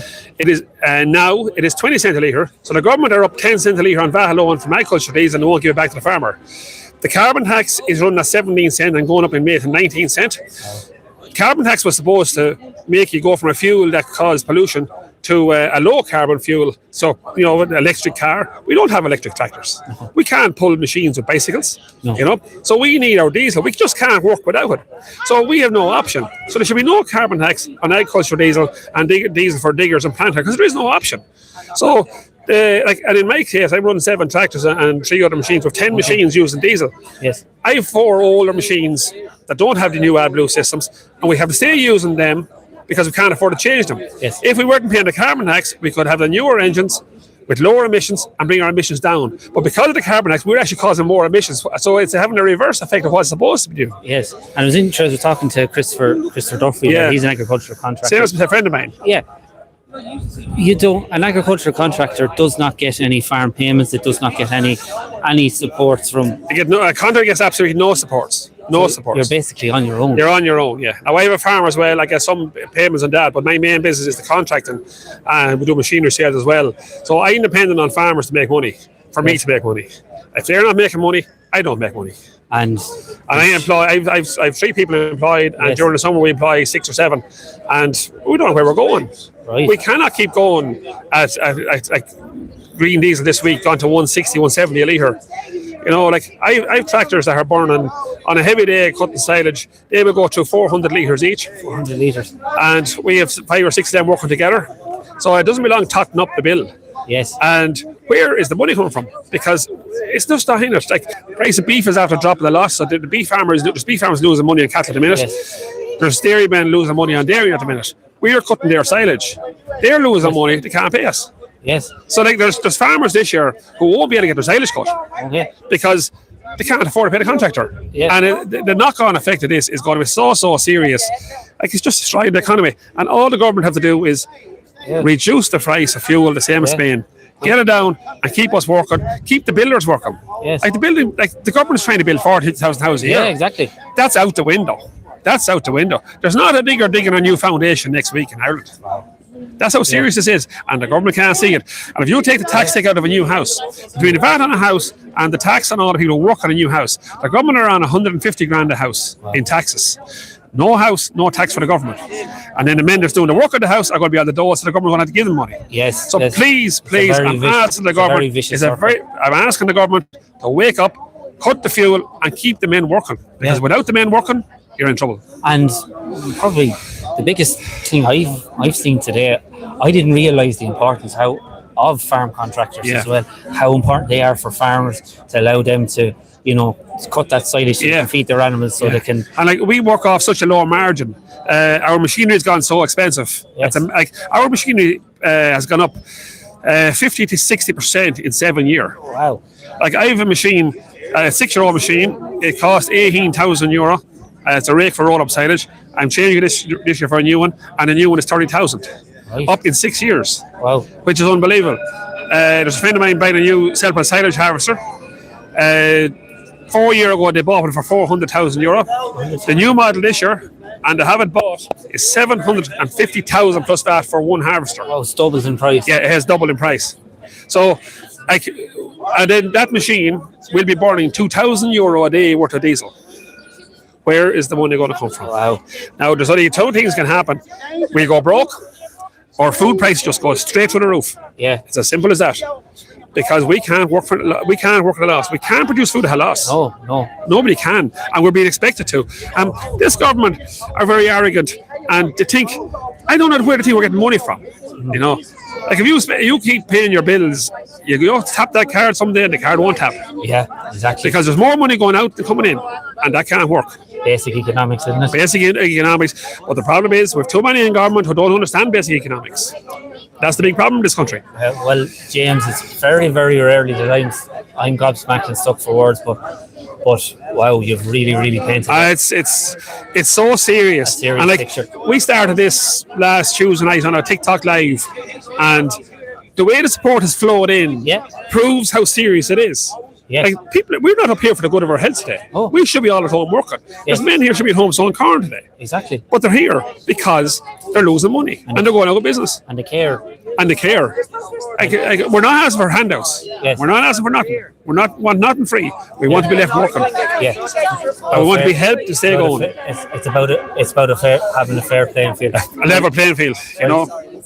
So, well, James, thanks a million for taking the time No to problem chat at to us here in the Irish Political Ground. It's a super turnout. Yeah. There is more to come. Oh, there's more to come. Yeah. It is That's huge. Absolutely, amazing to be here, and we really hope that your protest here really has. Yeah. Well, this protest is not stopping. No. It's in 28 towns today, and the Dublin one is still going. The lads, there's men here tonight not going home because they don't have a business to go home to. Wow. You know, James it's as simple as that. James Gagan, thank you very much. Thanks a million for the interview. I can spread the word and try and wake up. Like we're just trying to get the government to wake up and keep Ireland open. That's what we're trying to do. We're not here looking for handouts. We're here to help everybody, and everybody's in the same boat. It's not about you. It's not about me. It's about everybody equal. Okay. There's the message. Keep Ireland open. Keep Ireland open. James Gagan, Cheers. thank you so Thanks much. a million. Thanks a million. Yep. Cheers. And that was James Gagan. He's one of the organisers, and he's an agricultural contractor. Yep. And we're gonna move on down, Paul, because we've been actually sabotaged by somebody who's anti everything what we're doing here. So we're gonna go down. We'll move. They're deliberately trying to distort the noise and the vision. Absolutely. So shame on them. we've been sabotaged. Yes. In every sense of the word there. So it was so we're gonna go down here. Yeah. To the statue of James Larkin. And we're down here. Yeah, this looks good, Roisin. Yeah, and there's the lorry there. So this, what you'd imagine, is where the All amazing comments coming in. I want to thank everybody, Paul. Yeah. Such amazing comments, and I'm going to read them out. Yeah, do. There's so many in here that I can't. Oh yeah. So let's see. And thank you everybody for your comments. We really appreciate them. Listen, really good. The last gentleman you were talking to, James Gagan. Yeah. They said this man is making sense. Well said, that man. Yep. And best live coverage all day. Thank you. I've got more facts here in the last 5 minutes than RTE. Very good. And inevitable could get nasty. Make provisions, water, fuel, and what else have they got here? Yes, a great live. Fair play to you. Thank you so much indeed. We really appreciate it. And thank you, Roisin, for keeping everything flowing. You're gonna need another cup of coffee. Just one. It's like the time with the everything else. Oh yeah, exactly. Well, Roisin, the biggest thing I've learned today is I didn't know the importance of an agricultural contractor. How important they are, that link between getting the food to the farmer, so he gets it on to the supplier, and so they are a really important link in the chain. And it's a whole chain. And if I learned nothing else today, Roisin, that was the biggest learning for today. Yeah. Well, Paul, you know what? Fair play to you. I'm doing all the back scenes and getting a bit of it. You're doing all the talking. And you're trying to keep it going here. So fair dues to you. Dues to you, Roisin. Thanks for everything. So at this, they don't. What else? At this stage, I don't only think. At this stage, I honestly think no one in the government has a breeze how anything works in this country. Well done, everybody whom is involved. Support your local farmers. Make petrol, diesel great again. I'm with you there. Let's drill, baby, drill. And let's make it great again. Let's make this island great again. Economic collapse, yes. But you see, if you look at it, in the vaccine, there has to be an economic collapse in one sense to actually, is everything breaking down? Is City of London gone? Is the banking crisis? Is there a banking issue in the vaccine from the Federal Bank Reserve? Is it coming to a new? We do seem to be lurching from one crisis to another, Roisin. Well, you see, but is it a crisis? Is it organised behind the scenes? Exactly. I had no idea. Cash is king, absolutely. Yeah. And I had no idea farmers use so much diesel. Cash is going to hyperinflate. I live in South Wales, and thank you if you live in South Wales. Simon Gumbel, thank you so much for tuning in. Yeah. I live in South Wales, all behind you here. Yeah. We have to have elections next May. Moneybags, I must actually start reading out the names, so apologies if I haven't read out your names. Moneybags says wage stand we stand with the farmers. No farmers, no food. Very true. It is bankers related. What was I just talking about there? Yeah, The bankers. You see, if you look at it, the banking reserve, the federal bank has collapsed. Yeah. But it's just not out in the public domain yet. Officially, is it? Brian Keane said 2 fishing rods, seeds, tinned food, and rice. And that's Irish. Anima. Something Anima. very good. Thank you so much. you. I don't speak Irish because up in Derry we weren't allowed to be taught Irish. But Pashoon, when I came back from Africa, I went into St Anne's in Rosemount in Derry. Pashoon taught me. The wife And of the that late was- John. Yeah, and Pat, I always remember Oscar and Doris. And she Yeah. always had a cup of coffee in her hand and the aroma of coffee. Yeah. So thank you so much. Sorry, why you're such a coffee fan now. Yeah, possibly.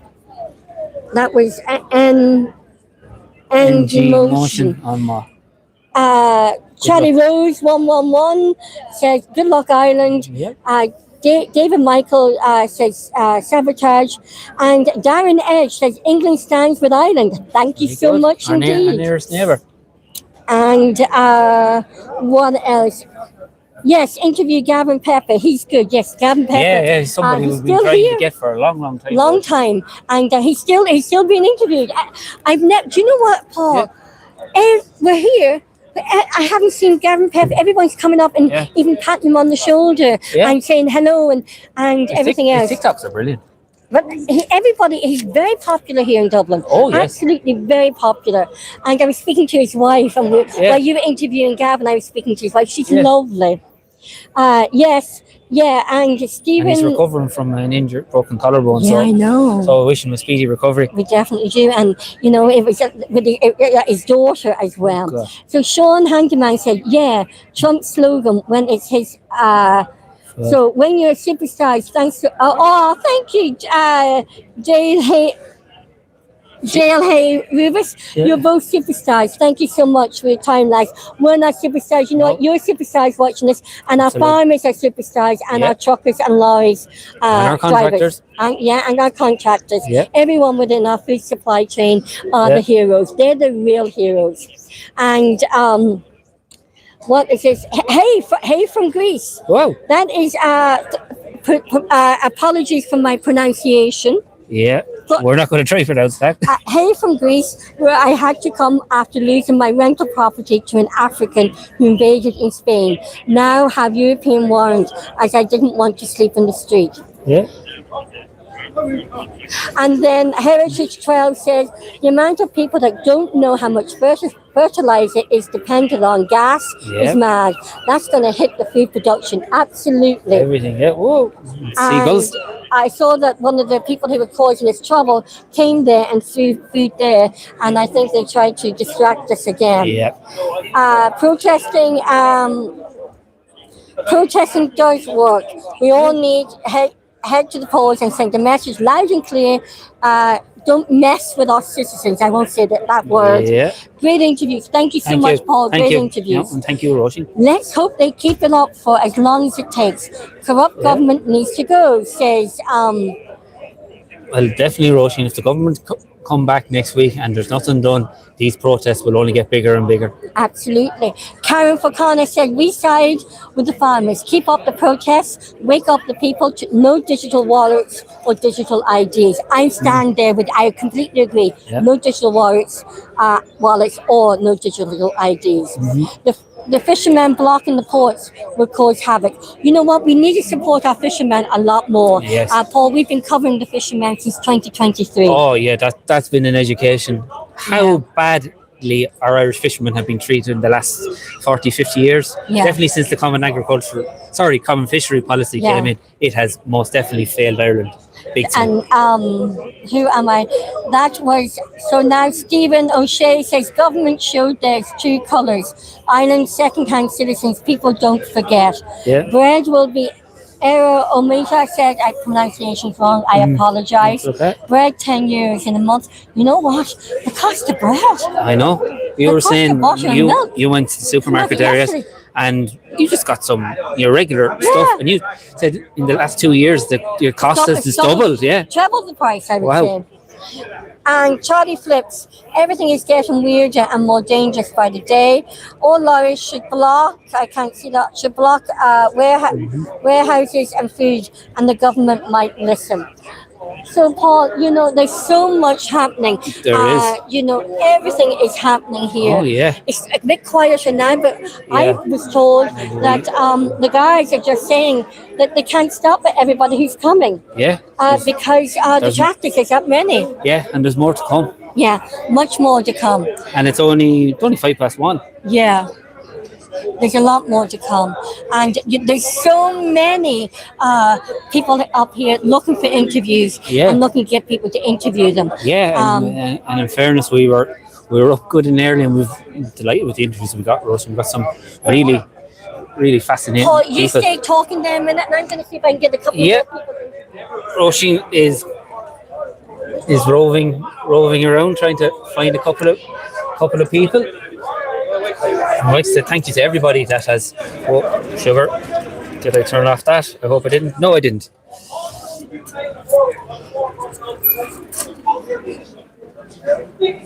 So we're up here at the fuel protest here in O'Connell Street, right in the heart of Dublin.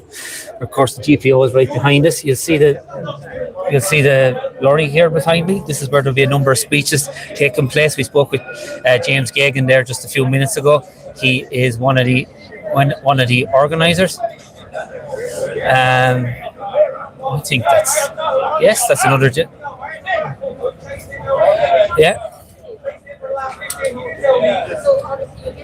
Yeah, Roisin is out and about there looking for people to interview. Yeah.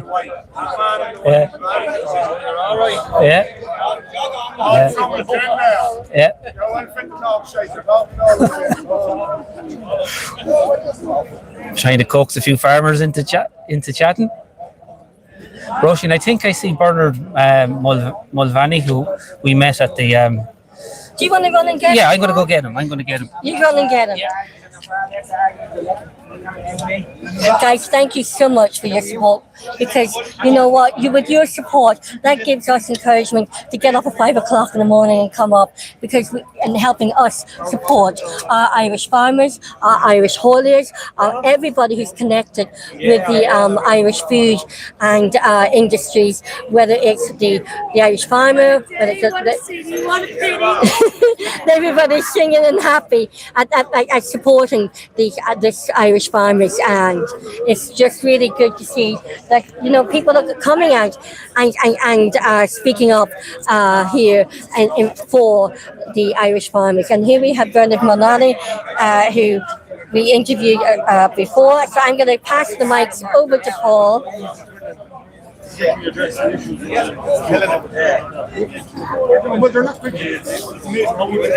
Thank you so much. I'm going to see if I can get this up again and keep reading your comments. So thank you so much indeed. And here we are. I'm going to pass the 2 mics over to Paul again and Bernard Mulvaney. Bernard, you're very welcome back to the Irish Flicker Roundup. You're very welcome. Thanks very much. Thanks very much.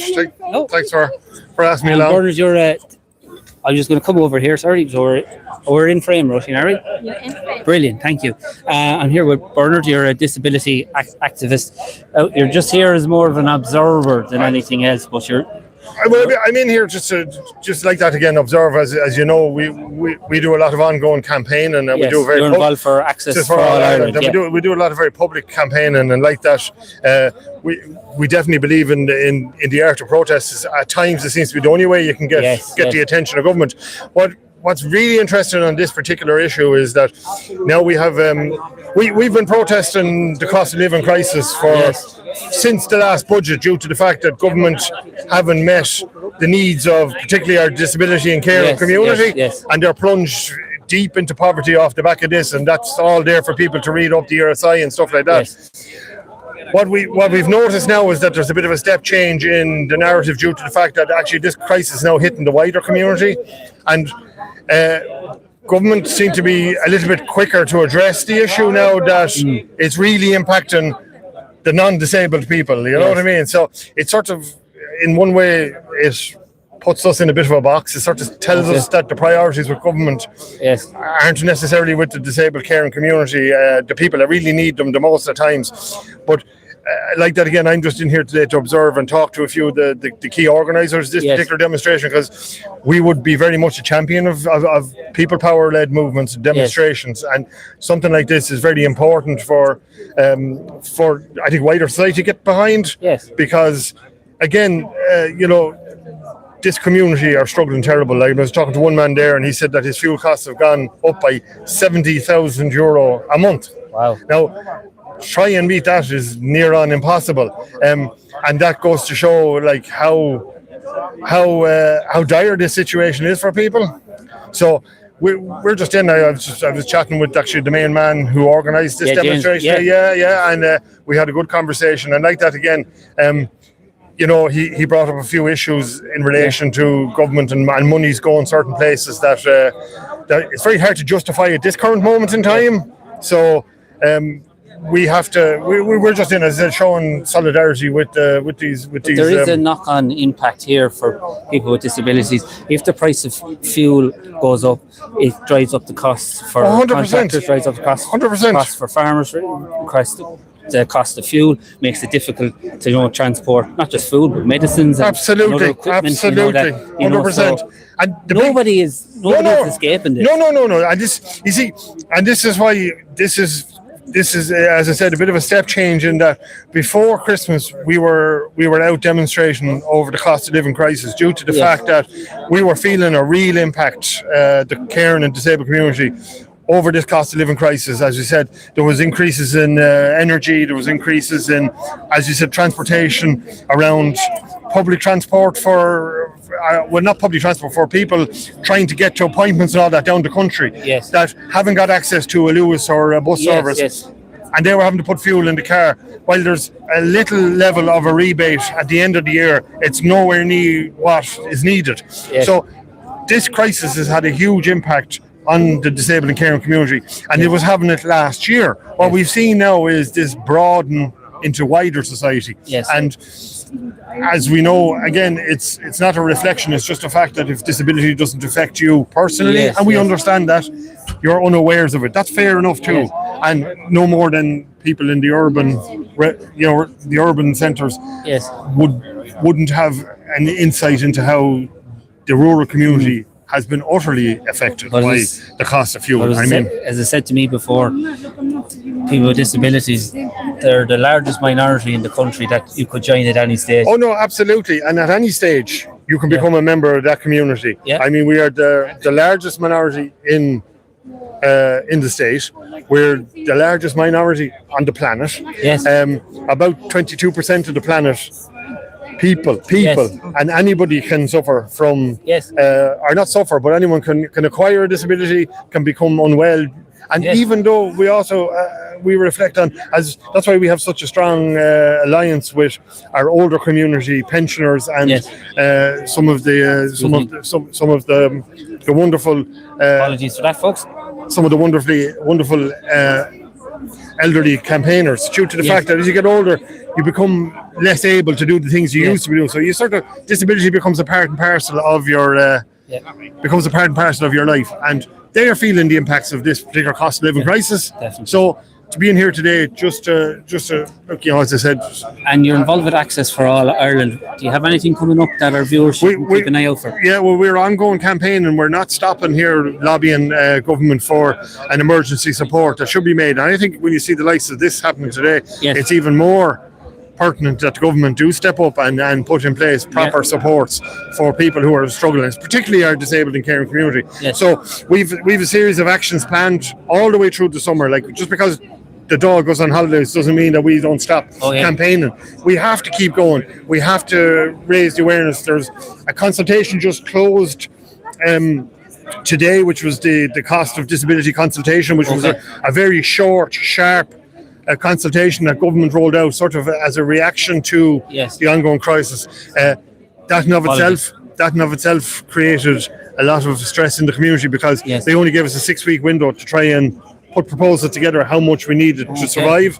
So a lot of the community was very upset over that. It's very hard to kind of estimate that, because you could do an estimate today and take the rising cost of fuel, because heating is a big cost for a person with a disability. Absolutely.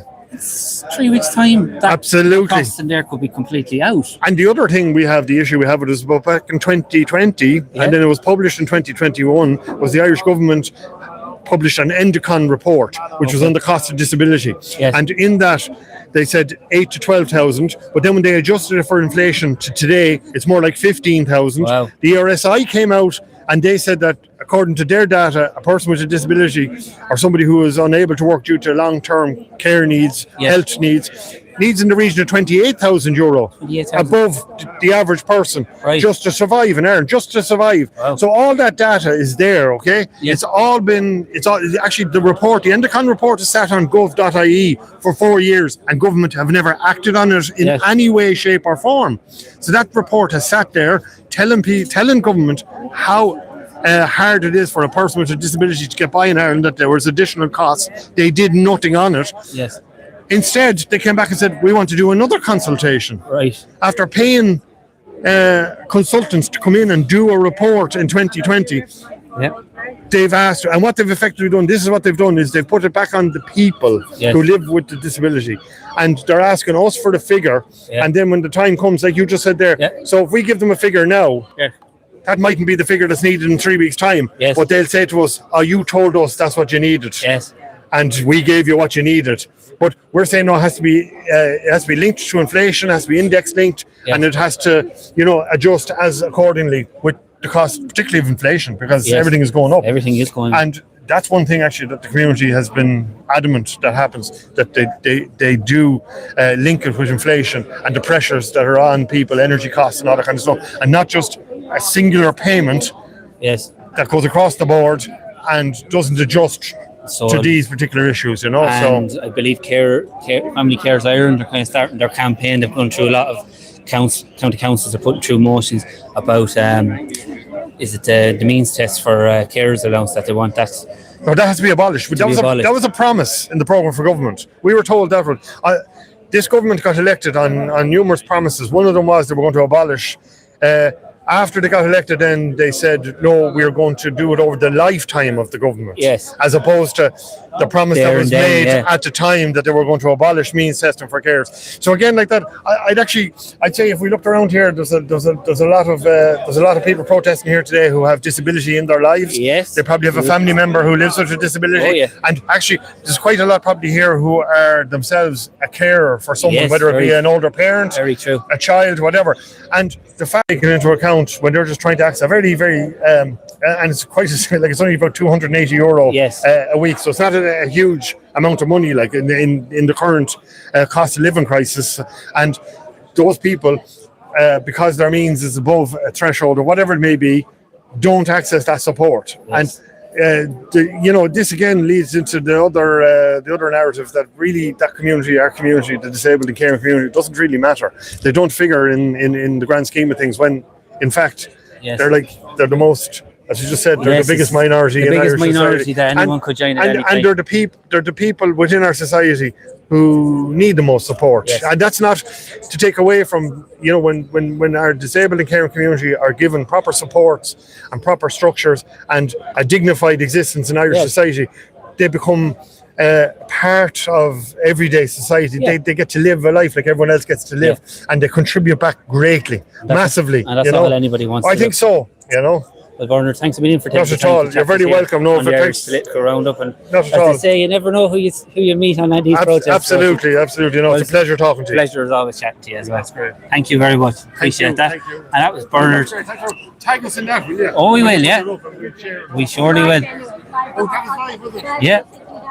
Oh, brilliant. That's great. That's good to have a live Yeah, and that's if you want to find out more about Bernard and the work he does, you can check out accessforallireland.ie, Roisin, and a lot of people are saying, what time is this going to start, Paul?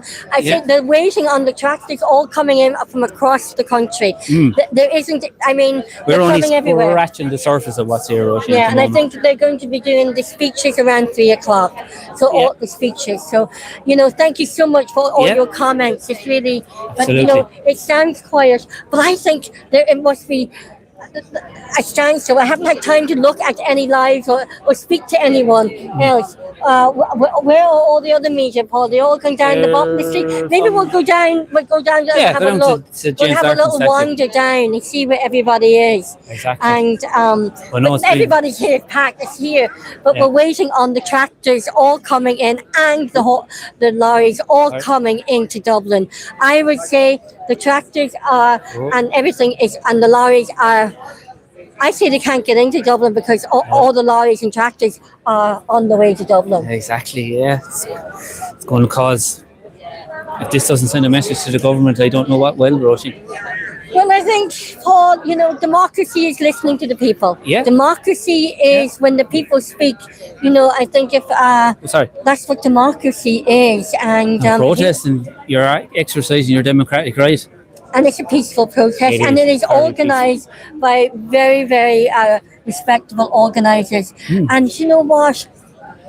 It's about Ireland speaking up, standing up, and showing up, and about Ireland just really, really, all coming together. And this affects everybody, Roisin.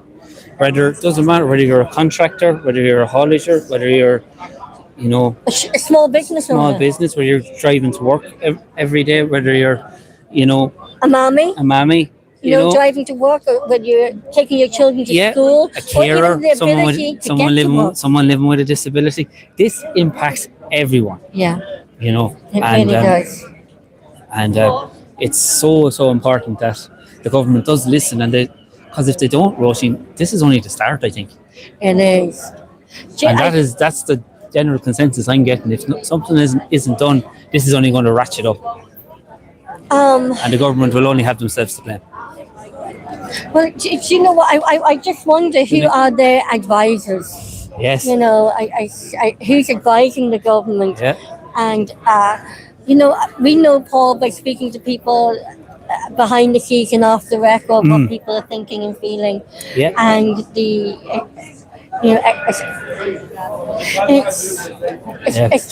think there's a lot of frustration behind the scenes, Roisin. And they're good people. People go into politics, I believe, for the right reason. I agree, 100%. Apologies, folks. And local democracy matters. It does. Local democracy and matters. And I think it's great with the County Council of Cork, as we've been able to give people in local democracy that platform to share. And in fairness, they were sitting in your couch there was it back in October, and a cup of coffee, and just boom, light bulb went off. Yeah. I said, because Paul, we were interviewing county councillors, and I said, Paul, we'll never get through 900 and something 49 county councillors. Let's have a panel discussion with county councillors. Let's see what politicians are talking about. From Dublin, from Clare, from Donegal, from Offaly. A big shout to Galway, Sligo, to Mayo. Councillor John Leahy. He's been one of our regular contributors. He's only missed, I think, about 2 or 3. Yeah. And even when he has events, he sits in his car before he goes to the events. Yeah. It is really warm up here in Dublin, really Paul. warm. I was freezing yesterday. I kept saying, I'm freezing. Yeah. It was freezing yesterday, but... Let's go for a wee dander, Paul, and down the road and see. My car. Do I carry that? You manage that? So we're heading down O'Connell Street. And we can show all the lorries and all the trucks. Yeah. Let's go down one way and come up the other. Yeah, do a loop-de-loop. Let's have a look at the haulage companies that are up here.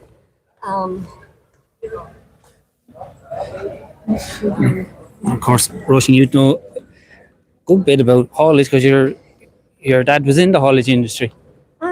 Yeah, he was, Paul, years ago. So he had like 20 lorries. Wow. And on the European...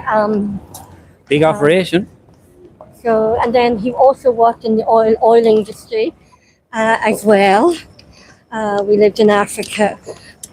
We lived in the Middle East. My father, today, he also worked in the, I'm going to go with this, he also worked in Angola in the 70s as well during the Angola War. Wow.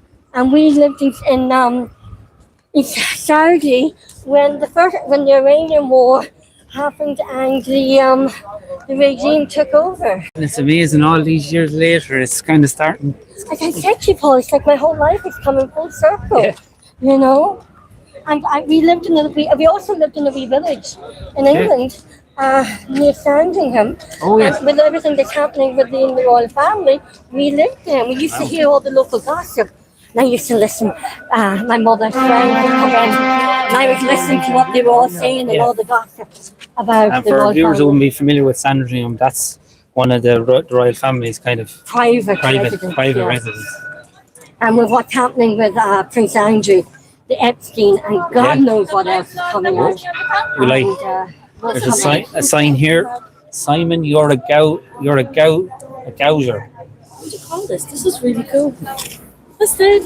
You get it on Amazon. Oh, really?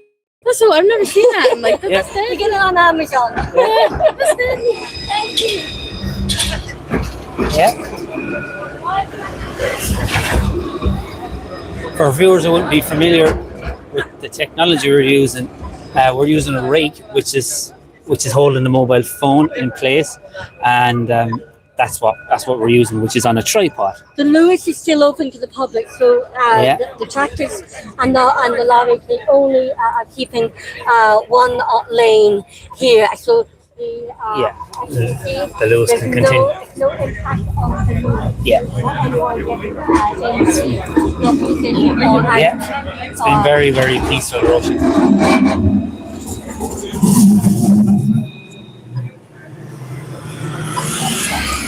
Very well organised as well. Extremely well organised. For and this is only planned last week ago? Last week. Yeah. James was saying, Paul, it's only. We should definitely have James on there to look around again. There's the look around very good. Yes, most Paul. And look at these trucks. Yeah. You know, these are the people, the farmers and the truckers, the heart and soul of Irish society. Yes. We're going to come up here and then we're going to turn down and go down the street again. And it was lovely to meet SND Media, Paul. Yes, we've been following them for a while. Somebody's getting a picture there. Oh, yeah. Yeah. Someone's getting a photograph taken. Yeah. Yeah. Can I get one of yourself, by any chance? Yeah. Do you want to kind of just stand up there?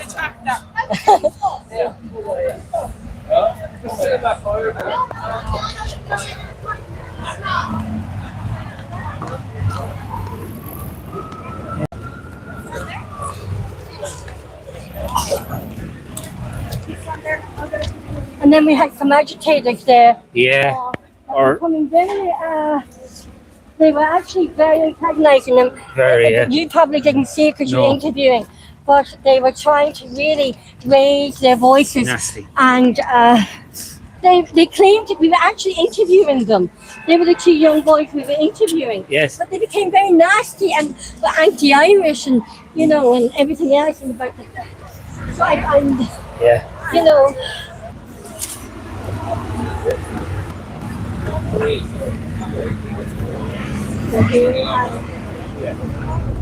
Yeah. There's also the travel group. Yeah.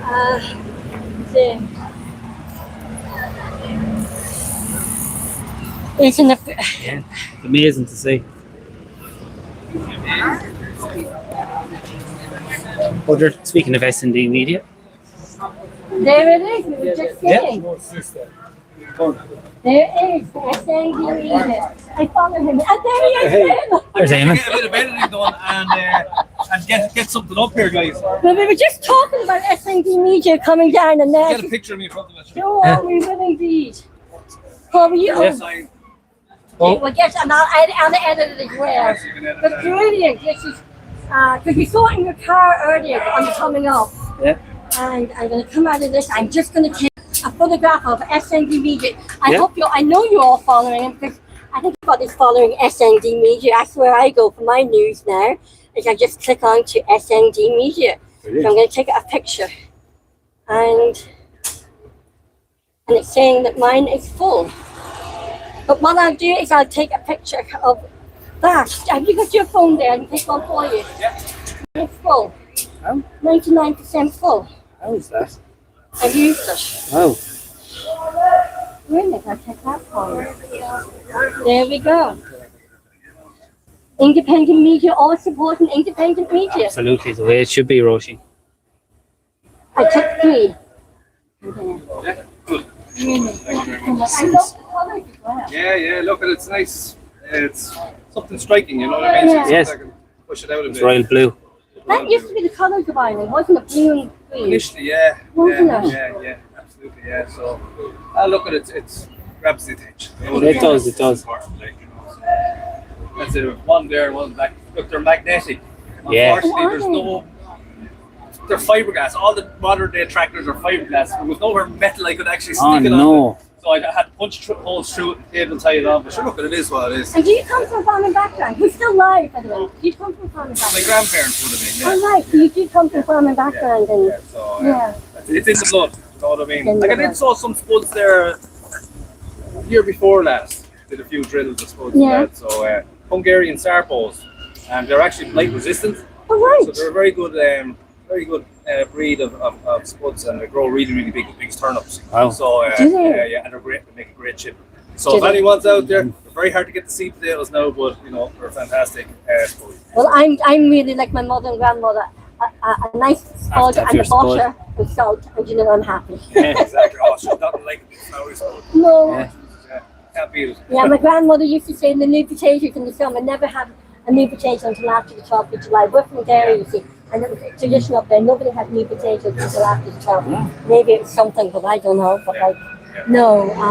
But I love what your work, and you know, thank you for all the work that you're doing. Look, we need more media out there. We need more voices for the people. So pushing the media is like the people's media, and it is for the people. You know what I mean? To get their story out and promote what's going on. That's not being covered by mainstream. You know what I mean? So we cover mainstream as well, and we cover a lot of the main companies. So we get our own message. Yeah, exactly. And you came from marketing, because I remember we were messaging one day, and I said, well, you were marketing.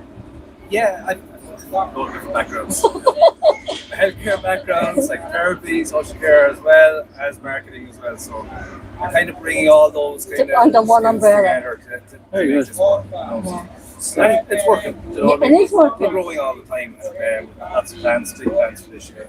You know, to get there. You know, and yeah, it's all going good. It's all going good. But thank you so much for what you're doing and all the work that you're doing. I've been following you for a long time. You started. I'm going, who are you? So you're live? Are you live on TikTok? Or? YouTube. Yeah. Yeah, so we're live on YouTube. So. What's your following like? Oh, here we have 269 and 267 likes. Yeah, all the followers anyway. Yeah. Say hello to Eamon.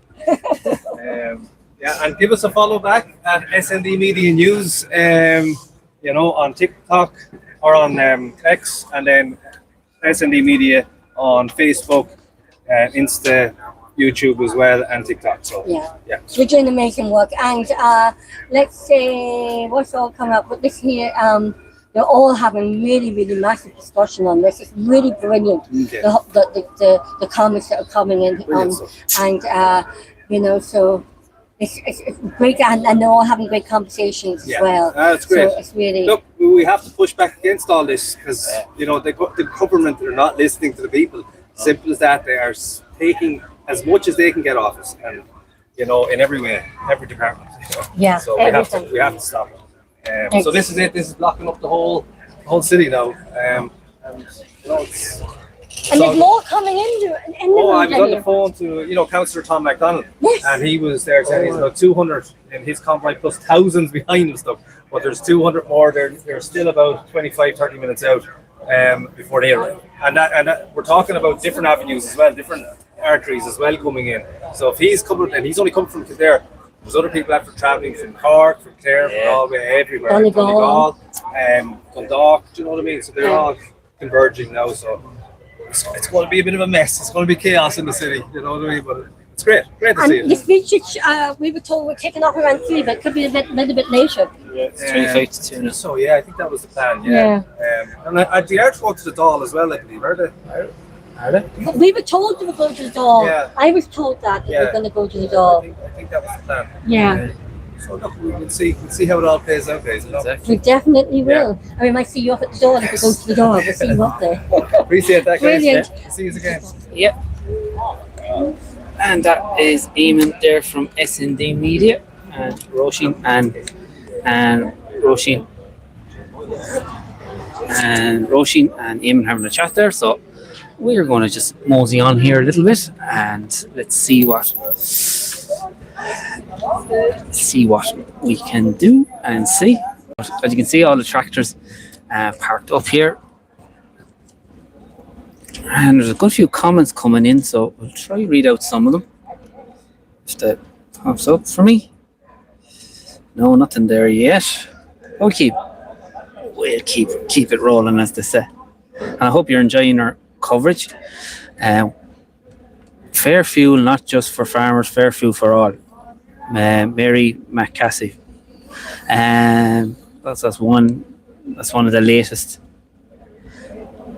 Let's see, about time we started to protest without politicians. Fair play. Social media does a zero's favours in the long run.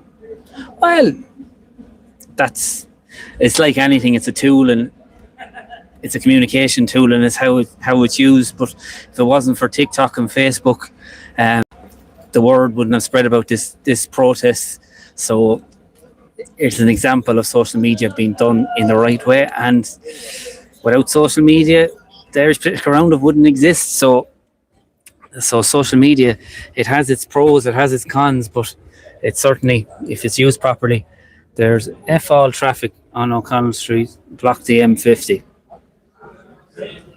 Thank you for your comments. So 293 people are joining us live, well, 290 now.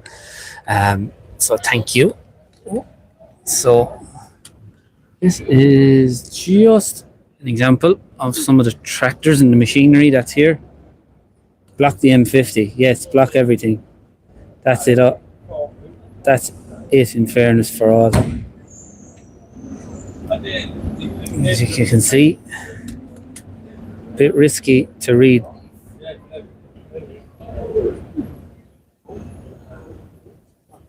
I don't know. Actually, look, every comment is of a value, so we thank everyone for tuning in.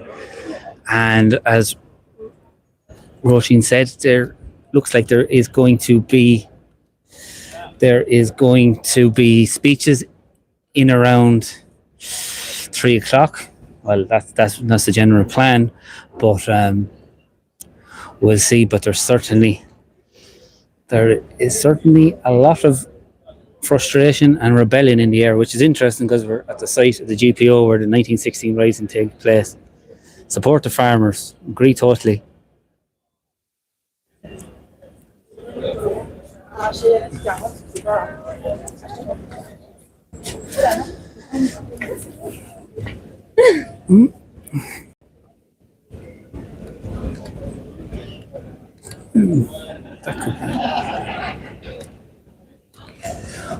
Watching from England, have family and schoolmates in Dublin. Louise, thanks for your comment, Louise. They don't want farmers. They can't feed 3D printers. Where are all the farmers coming from? They're coming from across Ireland, my friend. From Cork, Dublin, Donegal, Wexford, Carlow, Kenny, you name it.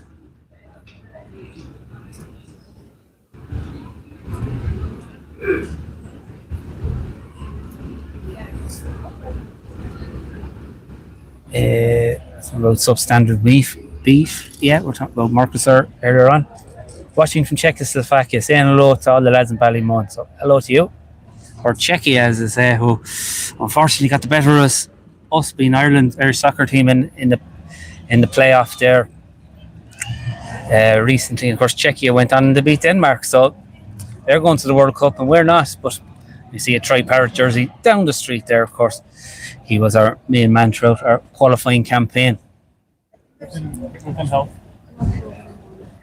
it's gone a little bit quiet. And I'm going to take another little stroll around. So we're on O'Connell Street, which is the main street here in Dublin. You have the Spire is behind me, and there you have the Daniel O'Connell statue. Of course, Daniel O'Connell, the great liberator. Stay strong, Ireland. All the best from Scotland.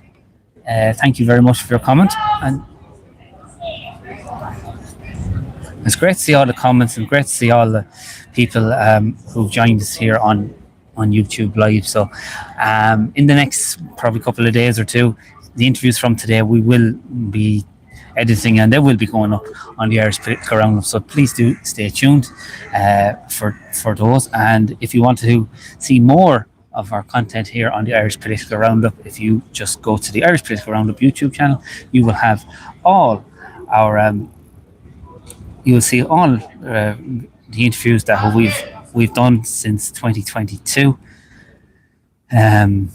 here on the Irish Political Roundup from our trips to the Dáil. I think we're one of the very few YouTube outlets that YouTube media outlets that has Dáil accreditation, and we've also covered general election counts, presidential counts, local election counts, and of course with the County Council caucus, which we do every week, where we talk to councillors from all over the country. And we actually spoke with another councillor today on Dublin City Council, Gavin Pepper, someone we've been looking to interview for a long time, and Gavin certainly says it as it is, and so we look forward to chatting with Gavin in the near future. And I'm sure there are other councillors coming from around the country in the next little while. Go and have a pint. Oh yeah, that would be nice. I'm driving, so unfortunately I can't. But no, it's been a great morning. It's been a lot of learning going on too here as well today, as regards the role of an agricultural contractor for me. And there's our famous Massey Ferguson there in the background, nice bright red colour. And up further on above we see another statue. We'll just keep moving along.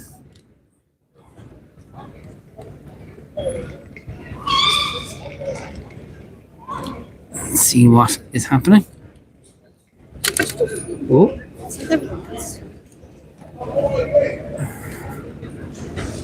As the song says, we keep it rolling. Commentary. You get to see. As you can see, there's the Lewis there. They've only blocked one lane, so that's allowed the Lewis to go up and down. And as we mentioned earlier, it's very, very well organised and very, very peaceful. And we have bus drivers, we have truckers, we have farmers, we have everybody that basically is driving and needs diesel or green diesel to do their work. And there's a bit of signage.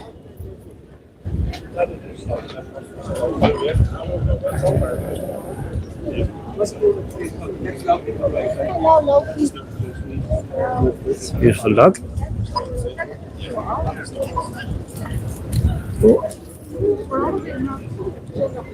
And that's Abbey Street down there.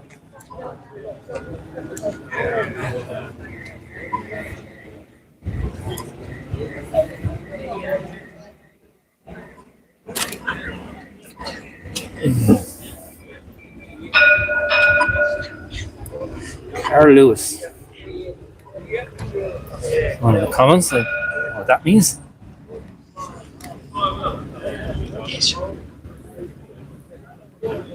Okay.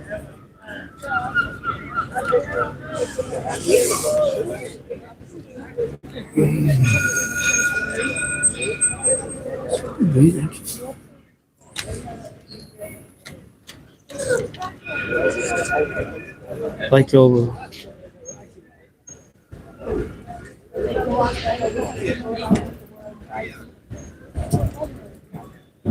Yeah.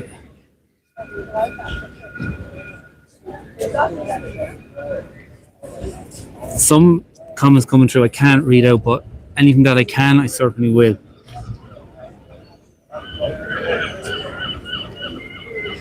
So we're heading back down Eason's, and there you have some of the trucks lined up in the haulage industry. Let's get there.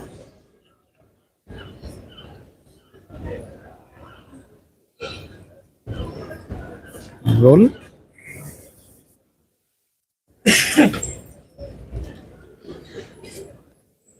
And we are coming up to the statue of Jim Larkin, the great trade unionist, and was of course involved in the 1913 Dublin lockout. And Dublin is locked out to a certain extent here today. Caroline Tobin, fantastic, fair play to everybody involved. Yeah, great turnout, great organisation. We're talking with James Gagan, one of the main organisers of this event, and this was started last week, and through the power of TikTok and social media, they got people here. So fair play to everybody that has come huge distances. We're talking to people from Navan and from other parts of the country, and there's more coming. There's people. They're coming from Dundalk. They're coming from Donegal. They're coming from Cork. They're coming from Kildare. So we'll talk to gentlemen from Carlow, which wouldn't be far from where Roisin and I are based in Kilkenny. So it's a big crowd. So just back down here, we see Malachy Steenson.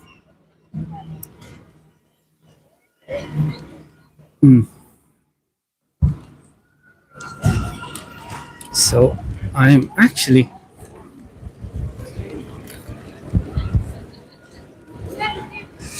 to set up the camera here, and we're going to try to get an interview with Councillor Malachy Steenson, who is, of course, there's a by-election taking place in Dublin Central next month, where they are fighting to fill the seat vacated by Pascal Donoghue, the former Fine Gael Minister for Finance, who's left politics to take a job in the World Bank. Ask Malachy.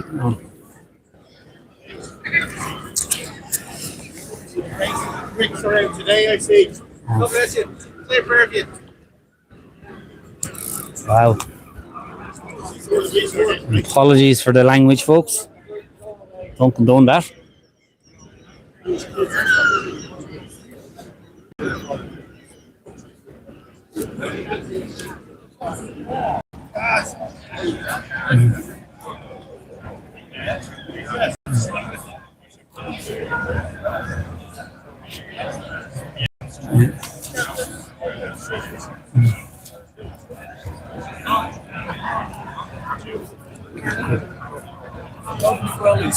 Excuse me? Lovely wellies. The wellies? Yeah, you know that word welly? Yes, Wellington, yes. Wellington.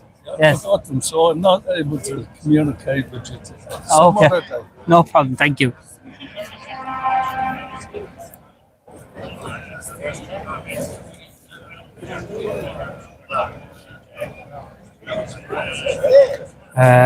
We've done all right keeping.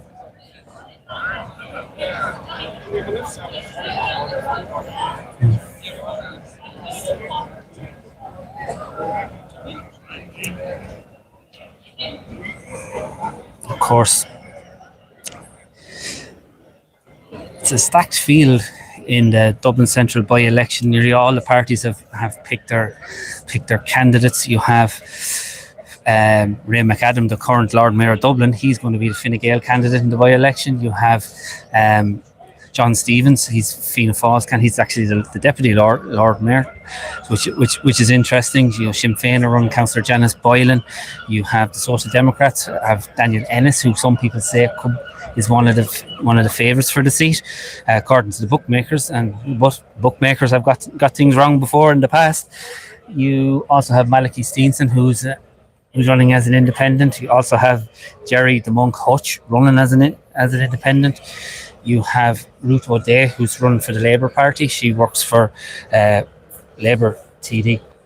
Oh, here I am. There, Roisin is back. I was talking. Oh, there's Malachy Steenson. That's why I was waiting here, Roisin. What's going on? It's a protest against the rising cost of fuel. Oh, okay. So there's farmers, you have farm contractors, you have lorry drivers, hauliers. Yeah. Fair play to them. Yeah. Grand fucking job that is now. There you go. And Roisin has just gone over to Councillor Malachy Steenson, who of course is. Yeah. Yeah. How are you, Malachy? How are you? I'll give you. I'm going to give you this. We are live, Malachy. Grand, okay. Do you want to just get in the frame? I'll get the frame right. Okay. Stand in. And there. Yeah. Just a little bit this way. Just a little bit. You're popping in, Roisin? I will. Yeah. Malachy Steenson, you're very welcome back to the Irish Political Roundup. Well, I'm in my own constituency yet again, and Dublin Central is the cockpit for everything that happens in this country. It was here in this constituency that the real push against open borders happened, and we have today, this protest here, but really about the cost of living. Just fuel is just one aspect of that. But this government couldn't care less. Yes. Since Ukraine started, petrol and diesel have doubled in price, and most of your groceries, if people look at their basket of groceries that they used to get for 50 quid in Lidl, it's now 100 quid. Yeah. Easy. And we can't continue to sustain that type of society.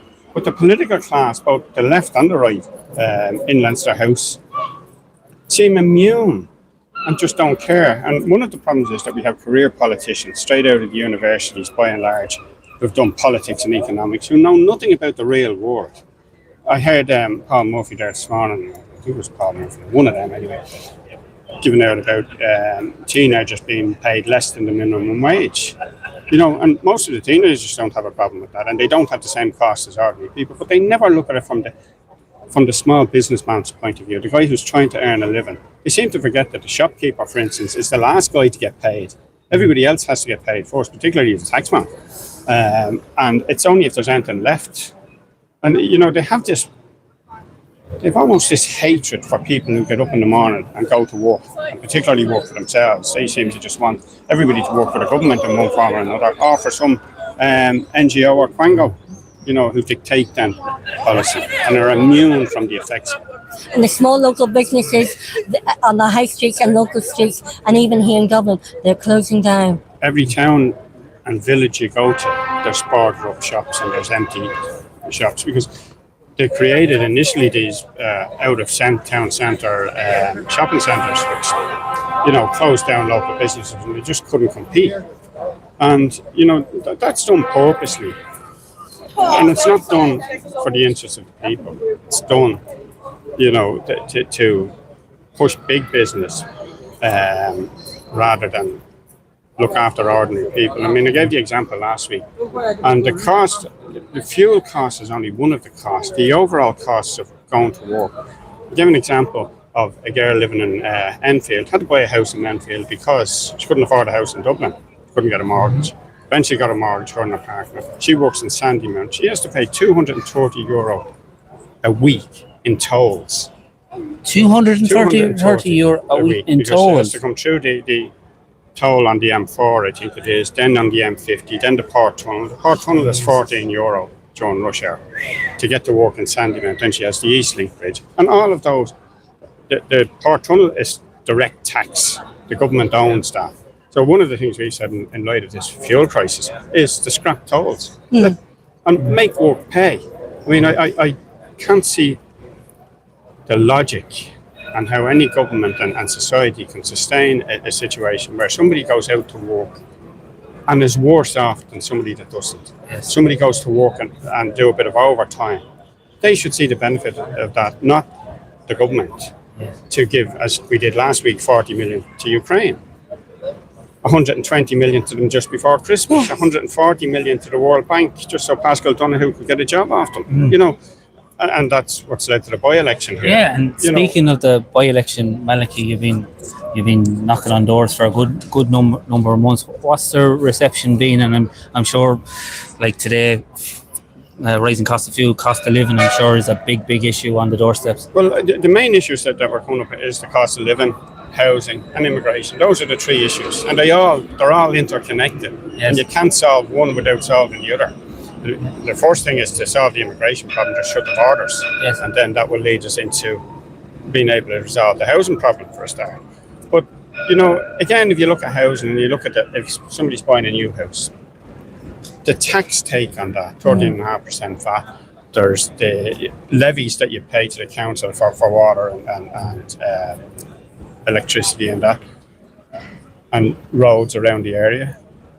A huge amount of it is tax, but yet we blame the builders, we blame the landlords, we blame everybody except the people who have created the problem, which is the government. Yeah.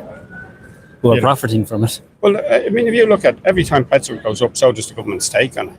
Government should cap the price of petrol and diesel, I'd say 150 or something, and scrap the taxes and say that's the price of petrol. And even that's too dear, you know. But they want to create a situation where it's impossible to drive, particularly a petrol or diesel car, and everybody will have electric cars. Is this part of the green agenda? Well, I mean, the whole green agenda Madness. It's total madness, and I don't even. You wouldn't mind if they were sincere in that it was actually about saving the planet. It's not. It's just a way of controlling. Yeah. I mean, when I was in school, we were getting the next ice age.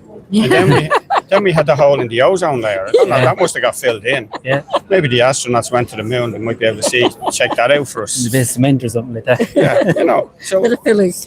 And now we have, you know, everything is blamed on the cows even. Farming too much. And so we have to get rid of our cattle, and we'll import beef from Brazil. Yeah. We'll knock down the Amazon forest to do that. Which we know is full of hormones and everything that's been banned in Europe for and years. Even apart from that, you know, they're saying we have to grow trees here, but we have to knock them down over there. Yeah. You know, and it just simply doesn't add up. But, you know, the carbon tax, we were told last week, is not a tax, it's a fund. So now there's a new word for taxes, it's a fund. It's a fund. You know, but societies around the world allow governments to take some of their money. They're the only people. You wouldn't let that man walking down here put his hand in your pocket and take half your money. So why do we let the government do it? We've done it on the basis of a social contract where they would provide us with education, healthcare, housing if you need it, and all the basic things you need for civilization. But they don't do that anymore. So the social contract is ended.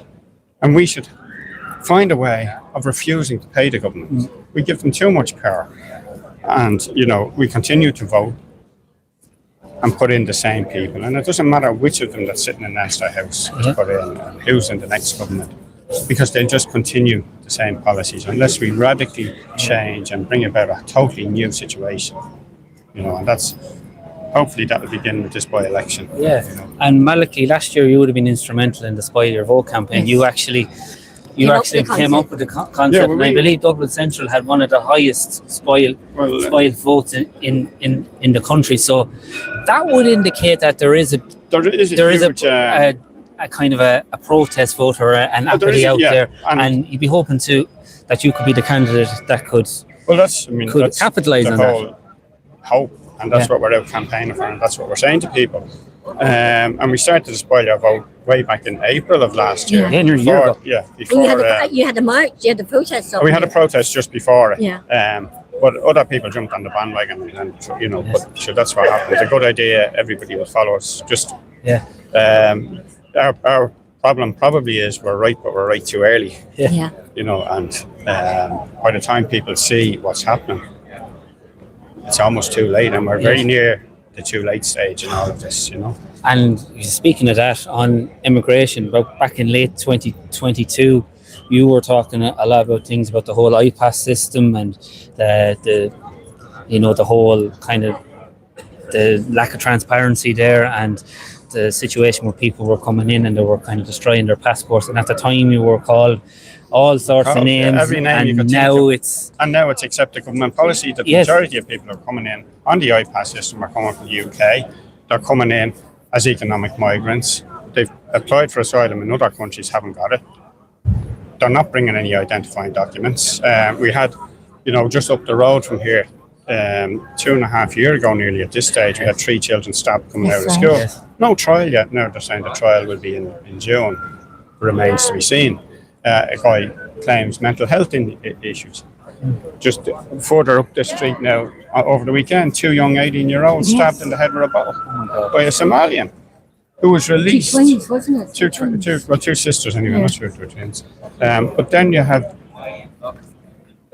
the guy who's charged with that had been convicted a number of weeks ago of possession of a knife, of attacking Gardaí on 2 separate occasions, and he was given probation or suspended sentence or whatever. And yet people go to jail for a television license. That shows the lunacy of this state. And I mean, there's Enoch Cork, they can find room for him and his whole family now at this stage.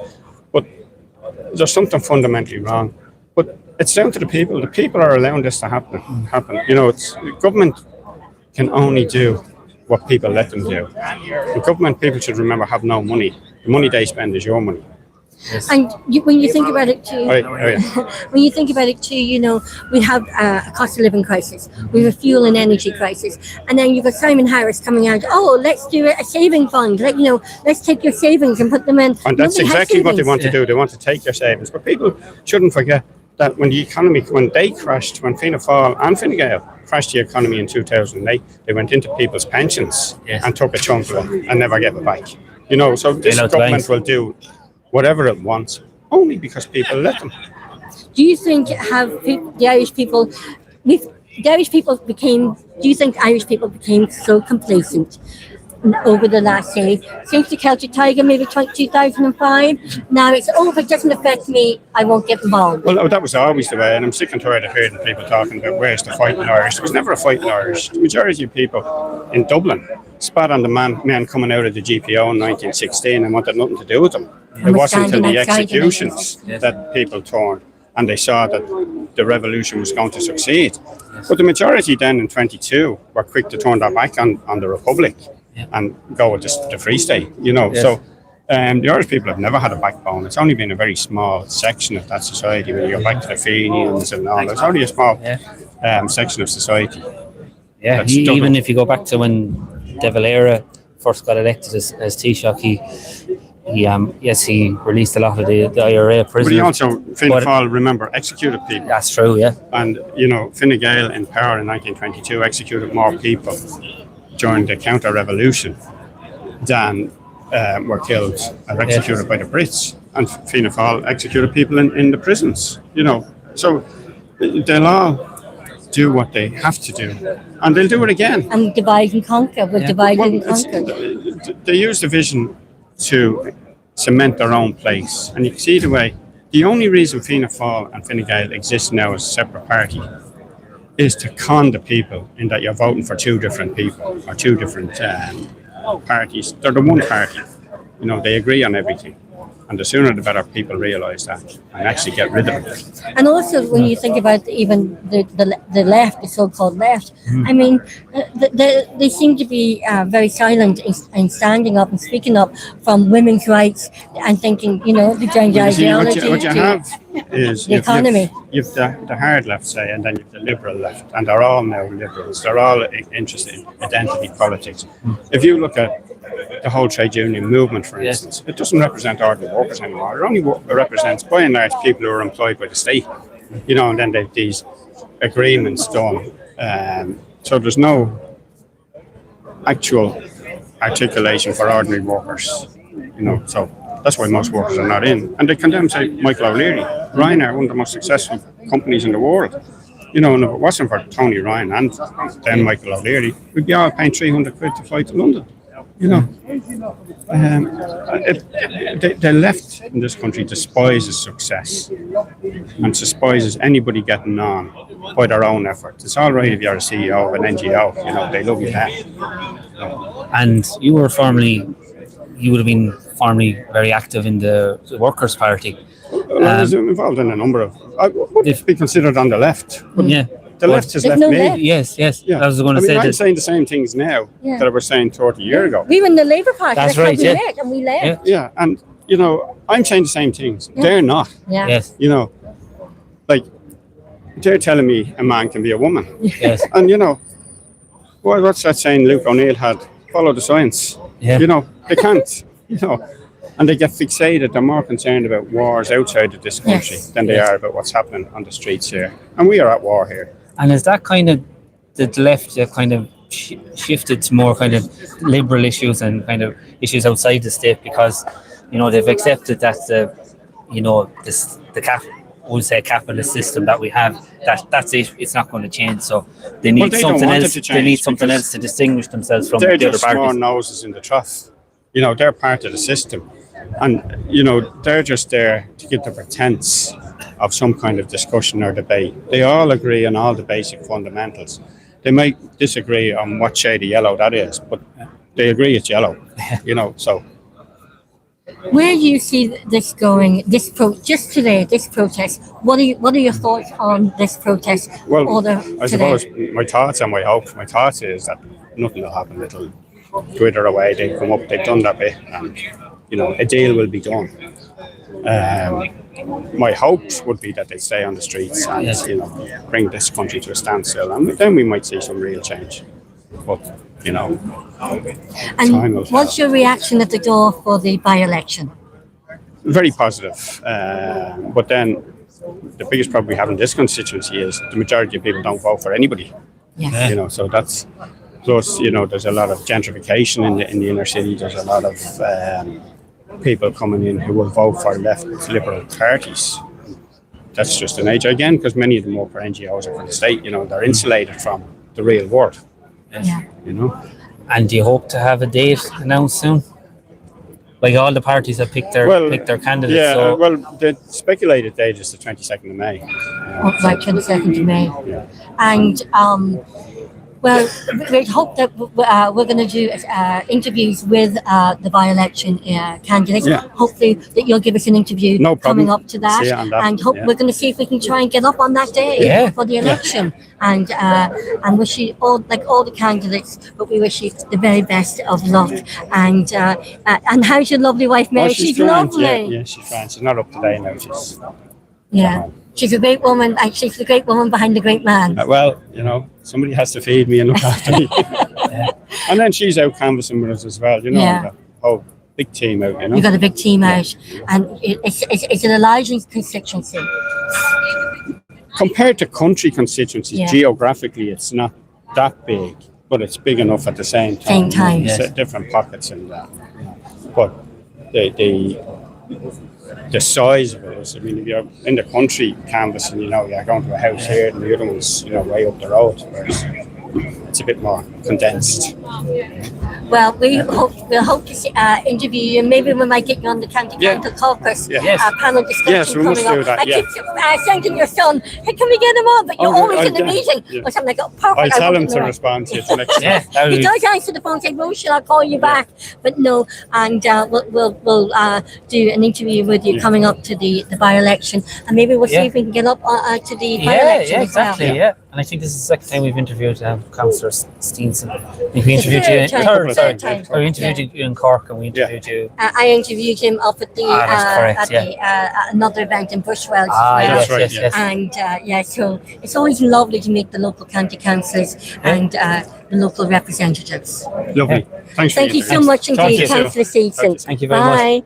And that was Councillor Malachy Steenson, who is also a by-election candidate. In the Dublin Central by-election, of course, Malachy Steenson is running as an independent candidate in that upcoming by-election, which, according to Malachy there, Roisin, will be the 22nd of May. Well, and Ryan McGarren he's still in. He sent this photograph. I'm going to show it up. Look at this convoy. I wonder if you can see it on there. It is a convoy. Look at that, Paul. And that's in Dublin. Holy God. I wonder if you can see that. Do you want to just have a look around there, Paul, if you can see that? And tell me what way to put it? Yeah, just bring it a bit closer, Roisin. That is a convoy waiting to get into Dublin Oh my God. from the north side, and I'm Yeah. hearing every entry into Dublin is chock a block with lorries and tractors. Yes. Isn't it's you see this, and I hope, like Madigan Singh said, it's not a one day One day wonder, yeah, exactly. But like that'll tell you, Rosen, what we're seeing here is only kind of the tip of the iceberg. Yeah.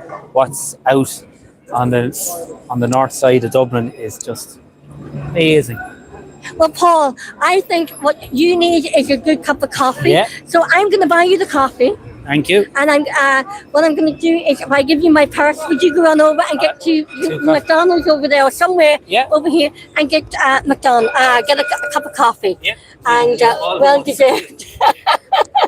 Paul, a well deserved break for Paul. He has been keeping this going, and I'm going to just have a little nosy here and. Who else is around? And my God, people saying what time to start. Well, the tractors and the lorries are still trying to get into Dublin. And I believe I was talking to Eamon from SN Media, and he said, yes, we are still going up to Dáil Éireann. So this seems to be, we will be going to Dáil Éireann, and but it's going to be, it's chock-a-block. It's just a great atmosphere up here, because you think there's nobody here because the convoys are still stuck in convoy because there are so many tractors and trailers and also the lorry drivers and the haulage industry. Because this fuel crisis, there's no way that the general public can sustain what is happening here in the country, the cost of living. So what I'm going to do is I'm going to have another look at all the comments. And thank you so much for all of you for actually staying with us and following us. We really, really do appreciate that. And we here at the Irish Political Roundup, we like to tell the political story. And we like to give everybody a voice and a platform.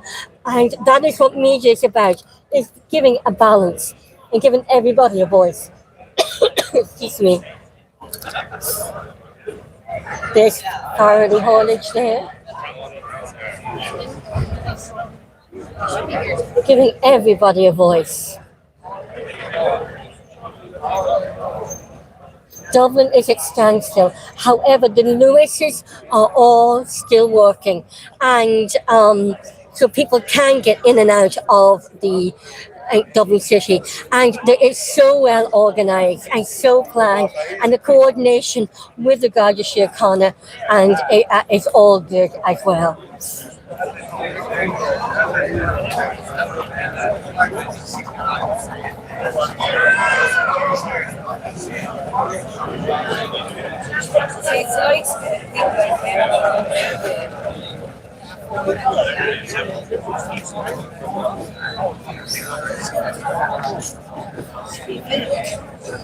Paul has gone over to get a well-deserved cup of coffee. He so deserves the coffee for doing all the interviews today. And there's the trucks and the flags. You probably don't get such a good view with the camera. I wonder, does it do the justice of just how many lorries and tractors are here, and farmers and families are here, all standing up and speaking up and showing up for the people of Ireland in the cost of living crisis, the fuel crisis, and the energy crisis.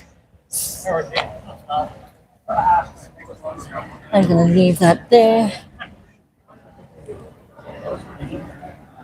My feet are killing me.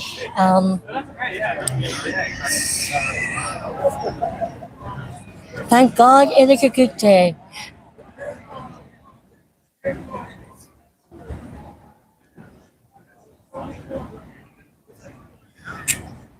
And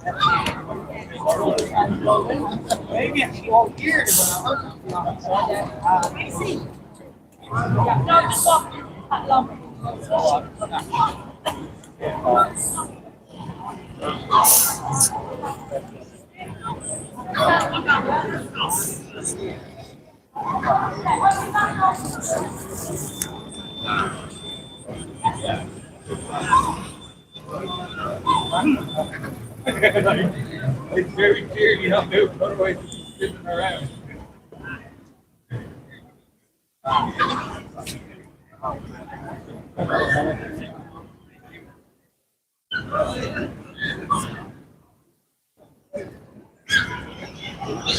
Good. You live. You are indeed.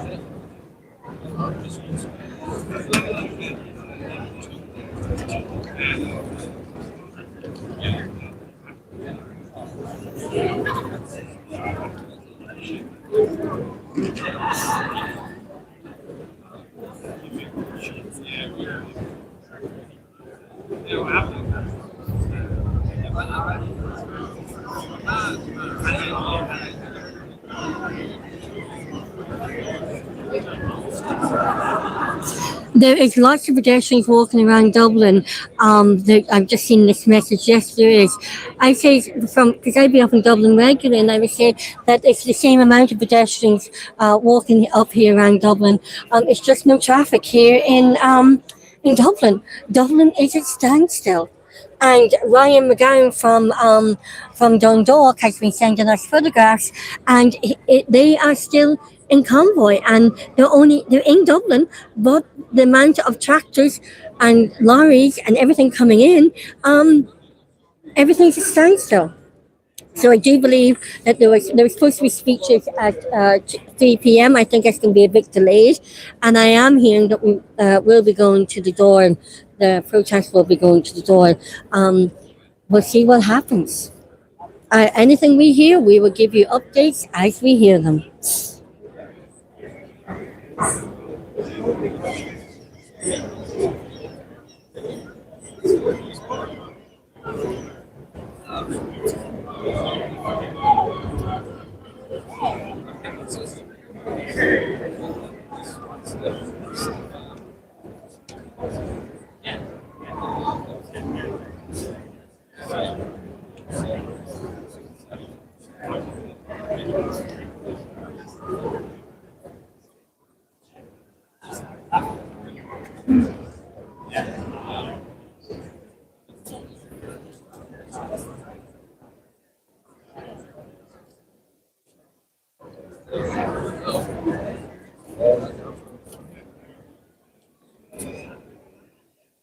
And I'm seeing everything is at standstill.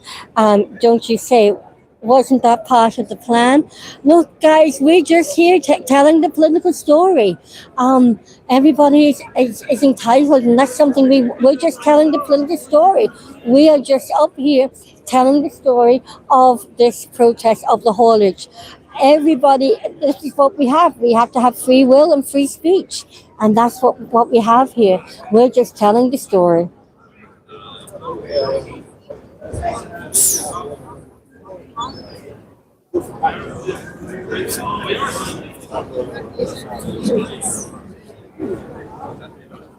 But well, Jim and Paul comes back, I'll go over and I'll ask a few of the organisers here what is the plan. Because there were